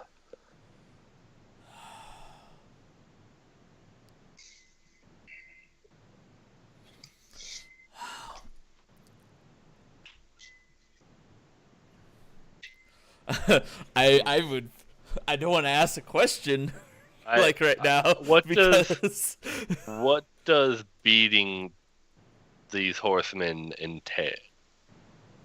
Gain us. Oh my god. I could have answered that one for you. Well, do you want to ask that as a whole or directly to the Lesser Death? As a whole, because you gotta understand. I'm not going to screw you all on my a very precious doesn't reward. Understand what this entails, because you got to remember, his race is still new. Yeah, but we've been given the answer already. Zedek, if I ask a question about serving Chiron, does that count as one of the questions? If you do not direct it at the Lesser Death, no. I mean, I know previous campaigns have been in the previous campaign that was explained, but in this campaign it was explained that the seals are inside, or at least the war seal is inside Vorgoth, so you can naturally assume that there are other seals for the other horsemen scattered about. What do we gain for beating them? Is what my character's asking. They don't get to descend on the world and kill all of us. But is that the world? Is that the only benefit we get? We become the saviors. You need more? Fuck it, I know what I'm telling Queen now. Fuck. Fuck, I don't even have to lie to him about this one.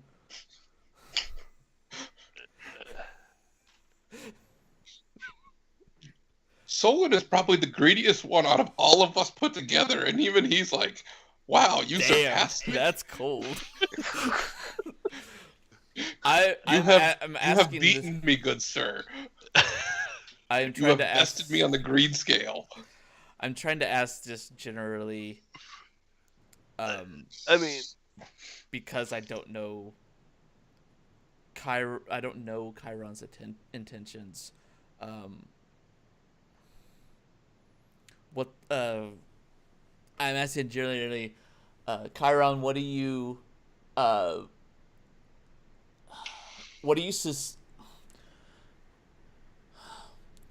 suspect from those that pledge to you?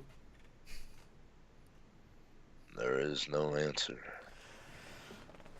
Before Sir Pie comes up with another stupid question, And yes, I'm making fun of you for that one, Rambo, because holy shit. Oh, the greed is real. Tangible, almost. I can taste it.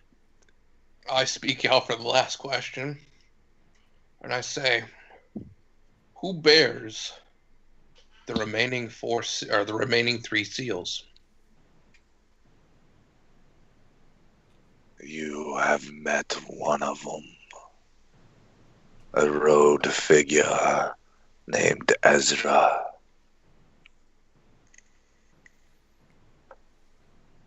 The champion of pestilence. A beastman upon the Fire Island, unlike any other.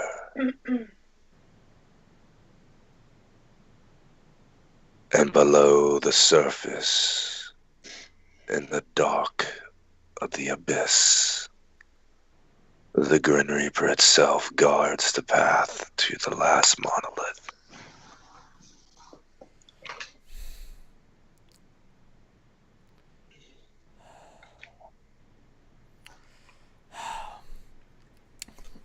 My questions ain't not being answered, so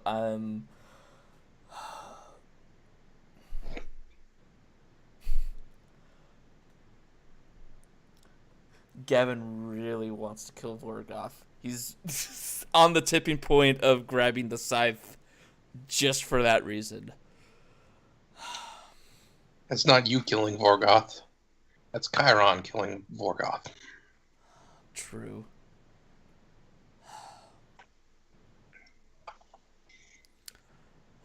If we capture him, I'm not asking this to the guy, but if we capture Vorgoth and brought him there, could that be a possibility? I'm asking the group. Did you all hear that? No, there's something else that I just thought of here. What did you hear? A question? Yeah. That if we brought Vorgoth here, could Chiron kill him? Was that the question? Yeah, without. That's what I heard. Well, yeah, that was the question. Well, the scythe that he's offered, or that's been offered to Gavin, or anybody really that wants to take it, can kill Vorgoth without breaking the seal. Why aren't they taking him? Because they have to serve Quran. Oh. Yeah. Yep. I have a solution, but I can't take it up. So I need people that aren't me or Gavin to make an intelligence check. Somebody score high. Nope. That is the opposite of high.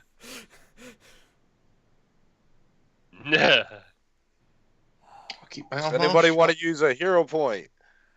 I can, but I am curious. There we go. Sir Pie. Chiron can hear us because we're in his own personal realm and challenge.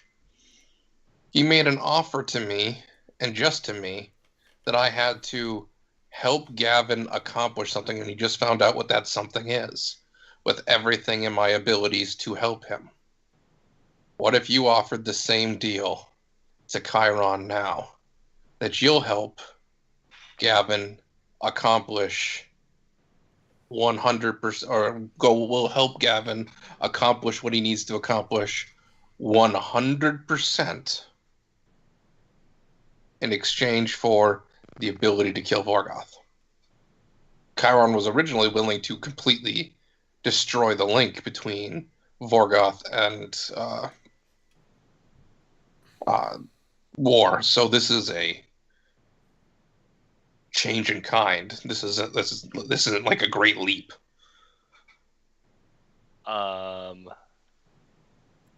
I will offer. Yeah, I'll offer because I mean I'm already serving one. Why not? What's the difference of adding another person I'm serving? This isn't serving. This is a deal, but yeah. Well, don't. Yeah, but didn't you say that you have to serve him for the scythe? It's like you don't listen to me at all when I speak. What, you're saying something? Fuck you. He offered me a deal before when I was talking during recap.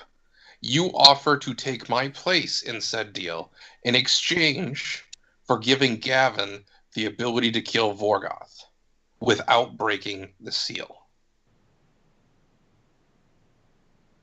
Because this is about equivalent exchange in terms of what they're asking. In exchange, you have to help if Gavin chooses, because that was the way Chiron worded it. If Gavin chooses to fight and defeat that Reaper, to kill that Reaper, you have to help him with every fiber of your being, with every resource at your disposal. But in exchange, you could give Gavin the ability to fight that Reaper and defeat that Reaper. You mean Vorgoth?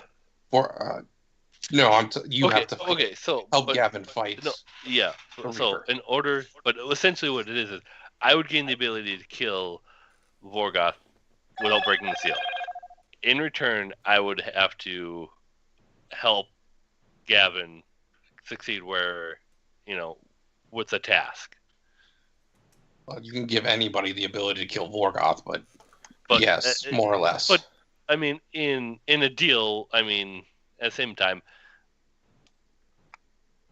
if you want to strike the killing blow, go by all means. Gavin just wants him dead. I've said my piece. Yeah. Yeah, I will. Or I'll just grab the scythe. I mean, whatever comes first here.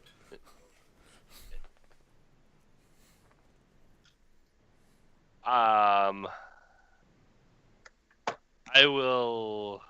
Yeah, I'll offer the deal, and I will offer a favor for a favor for the scythe. Oh my god! You completely missed.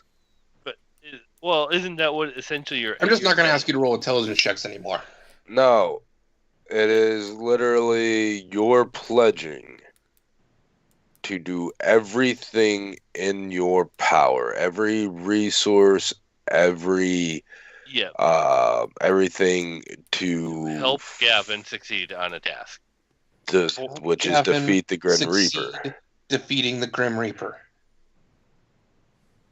In exchange, you could get the scythe to use to kill Vorgoth without tripping this or destroying the seal, and without actually pledging your service to Chiron.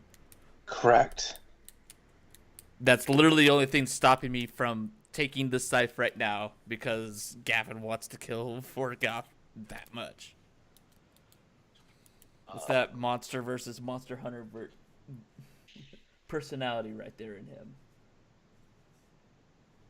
And I mean, it might be a little bit of death in him too. I don't know. Well then, yeah. Sorry, Well, it's all right. It's all right. The Reaper. Are you gonna make the offer or not? Yes, I will. The Reaper's eyes flare, and you feel this soul, just crushing branding upon you, Zerpai. As a deal with Quran has been made. The scythe levitates towards you, Gavin. I grab it. Wait. So I get nothing out of this deal? Oh my god. Again, you are greedier than I am. Well, you don't know how to use melee weapons worth their shit. All he has to do is be crippled and I can use it. You don't know how to use melee weapons worth the shit. Even prone, he still only has a -2 to his AC.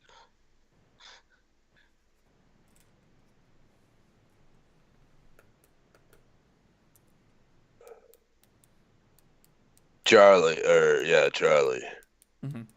The scythe has reach. It deals 4d10 damage plus 2d12 necrotic damage.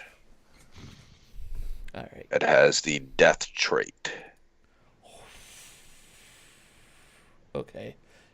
Hold on. Let me see. As the death trait, it has agile, magical,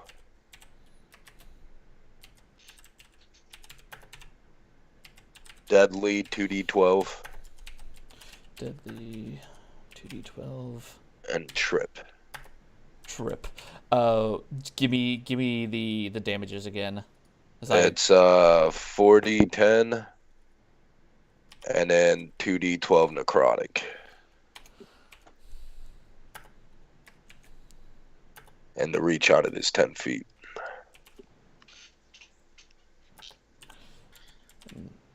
Necro and reach 10 feet.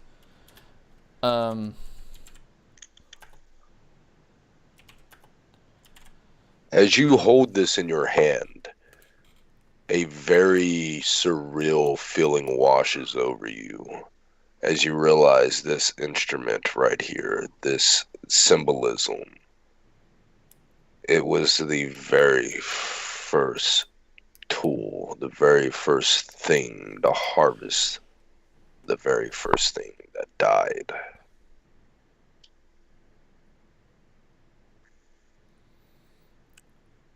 Oh.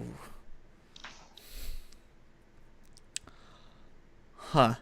Well, one of my crafting things isn't happening now. You realize this is also a loner. Yeah. To give the means to kill Vorgoth without breaking the seal. Once that is done, that weapon goes back to Karan himself. Alrighty. And at that, the Lesser Death looks at each of you. Vorgoth will be a far greater challenge than I. And then it fades.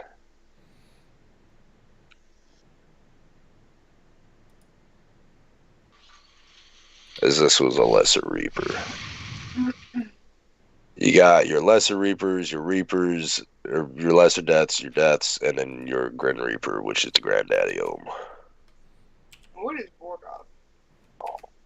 Vorgoth's an orc. Well, I know, but in this, Or in Chucky's words, human. Yep, he is a human. No, my words were he's not a human. Yeah, that's right. He's definitely not a human by Chucky's words. Well, the Lesser Death said he will be a harder fight than him. You know Vorgoth's strength. Out of game, you know he's level 15. The Lesser Death was level 16. they're just gonna be more complicated. Oh yeah. Vorgoth is the mortal champion of war. That's why Kendra has never been able to sneak up on him.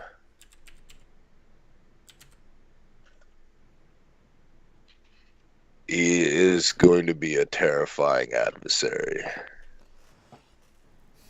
And y'all got a glimpse into that by fighting this Lesser Death. On the deadly 2d12, that's just an extra 2d12 damage on crit, isn't it? Correct. Okay. You don't double that, that's just added on top of what your crit is.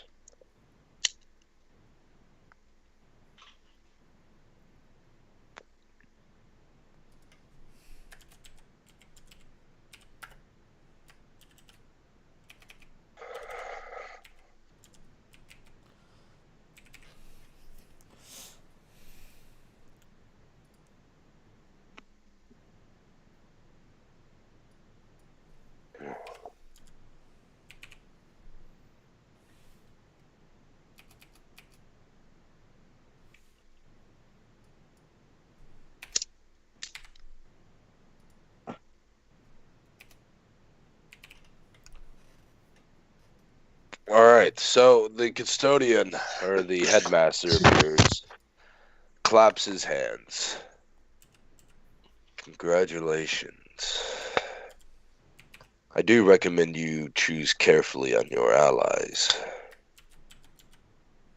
This entity is, well, you feel what you do in your hands, Gavin Namor.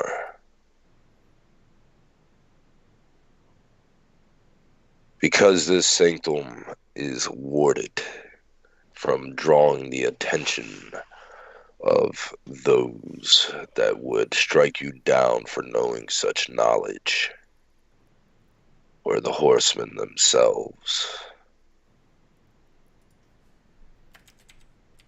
I forgot what I was going to say. Holy shit, it left me.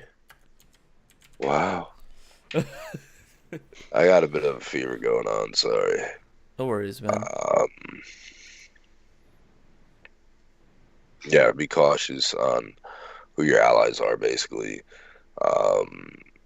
This entity is old, very, very old, as it was his scythe that, I know where I was going with this. Out of the 4, he is the only one that has been since the beginning. The horsemen of war, famine, and pestilence have all fallen, and then replaced by would-be heroes to try to make a difference, and succumbed by the corrupting power that they represent, taking the place of the horsemen that they slew.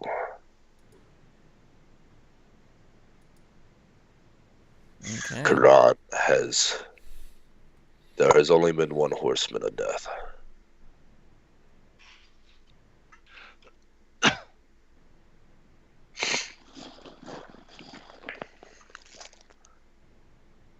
That is why his champion and his seal is bound to the Grim Reaper itself.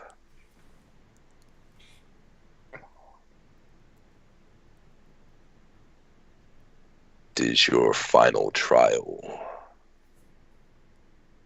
one would say, from what I gather from his talking with you. But he waves his hand and you see the various upgraded shards appear, and I'll post you what the 3rd rank, or the 3 ranks for the necromancy shard. Okay.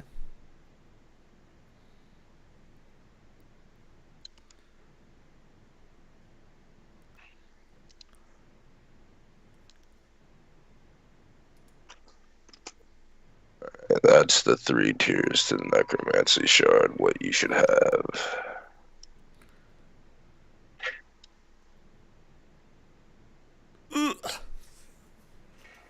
Wow.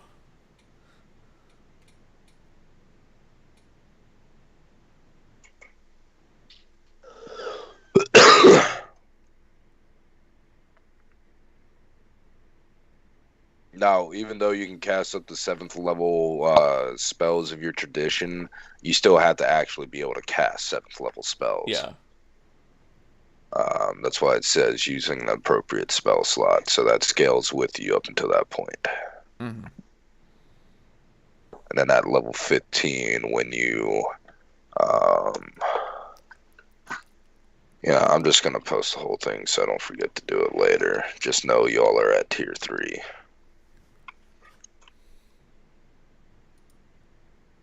So there's only 3 floors to it? No, there's a 4th floor. Oh, okay. He's just going to post the other tier just...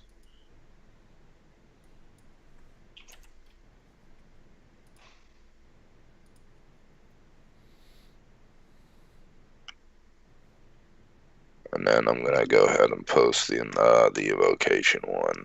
Just remember y'all are at you're at tier 1 at the moment. Okay. Rap.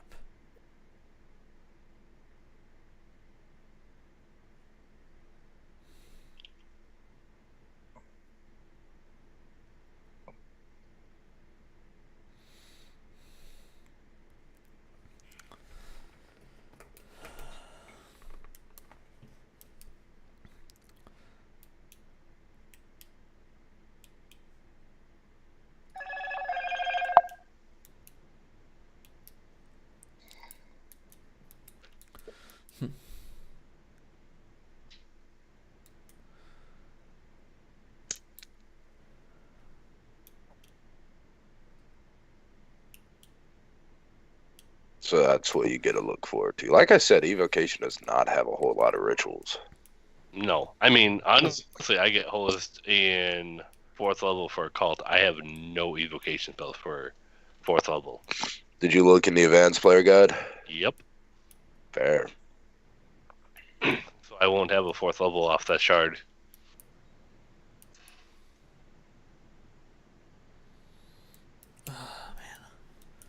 And my 3rd level has to be Levitate because it's the only one that is of 3rd level. Everyone that got a shard went up a tier. Yeah. For the Necromancer. You're gonna get your stuff. Don't worry. Just like you've gotten your stuff prior. Just, I'm not worrying about that tonight because I'm in a lot of pain. I don't feel We're gonna call it then after this? Yeah, I wanted to do more, but it's also getting late. Yeah. So we'll probably won't game next Thursday because of Thanksgiving. Yeah. We can move to Friday if y'all like for that week, if that's acceptable to everybody. I'll need to look at that work-wise. I may be working. We might just have to scrap it for that week. Just let me know. Let me know by Wednesday if you don't mind. If people want to move, if you can make it Friday, just let me know by Wednesday if you can, please. Question, Derek. Yeah. In cases like Rambo's talking about, with where you don't have technically a spell slot or a spell that fits that particular level, could we choose to just pick a spell we picked previously and add another use per day? Yeah, for the evocation? Yeah, for evocation. So in Rambo's case, you could technically pick Lightning Bolt a second time. So you'd have a 2 per day. I don't have Lightning Bolt in it, because that's an Arcane or... I thought Lightning Bolt was a cult, too. It's Nature and Arcana. Wow. I looked, and for damaging spells, Occult has nothing, and Evocation's usually where all the... I mean, I got Necromancy up to wazoo, but that's about it. For damage spells. Yeah, Occult's mostly buff and control. Yep. So, hey, Dan, this is gonna be funny to do with the scythe here. I'll have to redo the damage and stuff on that, but it's the Weapon Storm spell. Oh, I have this. I can attack with the scythe in a 30-foot cone.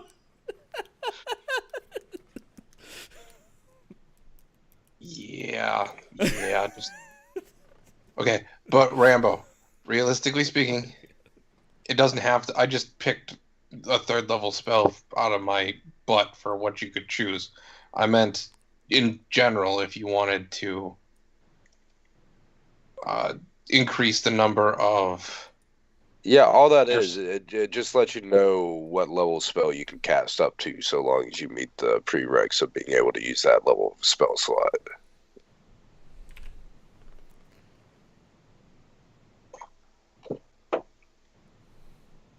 You could always go Final Sacrifice. Oh yeah, that's gonna... I wanted that one so badly, but I can't take it anymore because I can't. Because it's just an occult spell.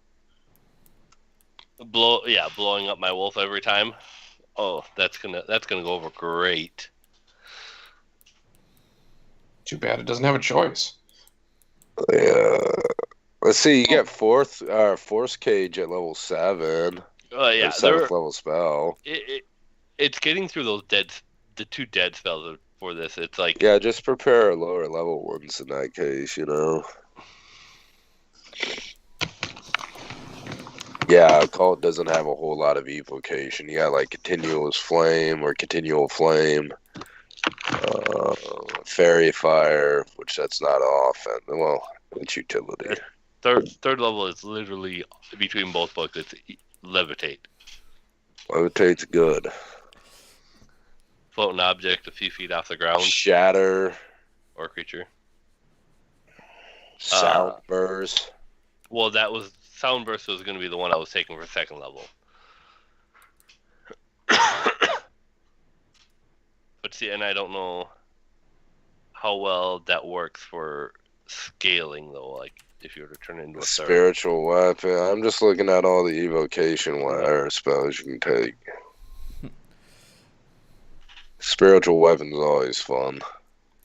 It requires a deity, though, which I think Rambo does actually have a deity. I do, but spiritual weapon I think is still divine. I'd allow you with it would basically be your patron. You could always go animated assault. Well, yeah, no, like I said, for first, second, I have no problem picking it. That third, it's third, fourth, fifth. Nope. Fifth, Shadow actually, Blast. Yeah. Shadow Blast. I was gonna say fifth isn't bad because Shadow Blast would be the one I'd grab. Yeah, but you could go. For instance, you could take because everything's automatically heightened with these spells, so you could take your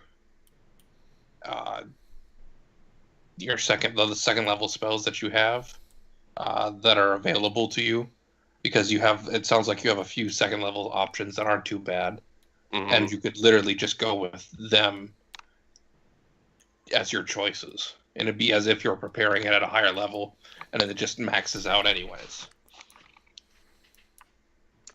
Yeah. Oh, so just an extra use out of it. So instead of just one, it'd be two. So, for instance, let's say you took the animated assault just because that's the spell I just read, so it's right off the top of my head, for your second level spell slot for evocation.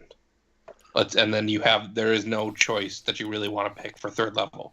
Well, you just pick a second use out for animated assault. And then if you didn't have one for fourth, you could pick a third use out of animated assault. Okay. All of these animated assault spells would still be cast at, your highest spell slots that you have available, but you would have 3 uses of them per day as opposed to just one.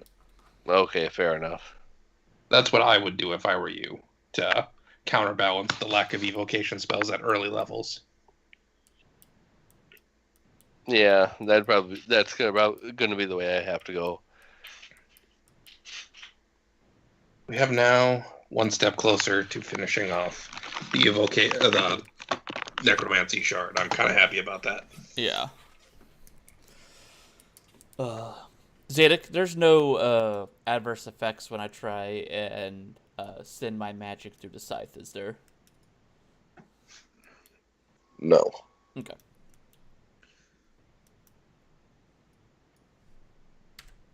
Quran is a being of his word and intent. I wouldn't try using this to attack anything else other than Morgoth. I'm just warning you. All right. Because I could foresee you wasting your turn by, hey, it didn't work at all on the creature I just swung at. It just phased right through them. Yeah. That sucks. Just a warning. Yeah. Okay, but I'm going to get some sleep before work tomorrow. I'll get you all the XP and all that tomorrow. Okay. It's probably going to be a couple hundred. And then post what the lightning bolt does if you have a second after. Yeah, I'll get that to you all tomorrow as well with the lightning bolt. It's going to be like the Phoenix Feather you all got. It has both a passive and an active effect. Okay. You need to find another pestilence tower. But yeah, so you've released the Phoenix, and now you've brought back the Thunderbird. Dealing with Quran was the only way you were actually going to be able to bring the Thunderbird back. So, no, there's another person, but y'all haven't seen him since the beginning. That's the mysterious guy. Yeah. So when did Drake kill the Thunderbird? No. He said your grandfather. Oh, he said. I know you're not doing so hot right now, but you said your father, and I'm like, my bad. I meant to say your grandfather, Thrazadun, killed it. That makes sense. I'm like, yeah. I'm pretty sure I'd remember something as epic as killing the Thunderbird, and I'm pretty sure I would have just tried to take it. Yeah, I know, right. The Thunderbird is level 26, just like the Phoenix. Kick butt, chew bubblegum. And as you see, he's holding an orca. And orcas beat sharks, so... Yep. Yeah. And bird beats orca? Seems like... No, just this particular bird. Fair, yeah. Are we developing a new rock, paper, scissors now? Yep.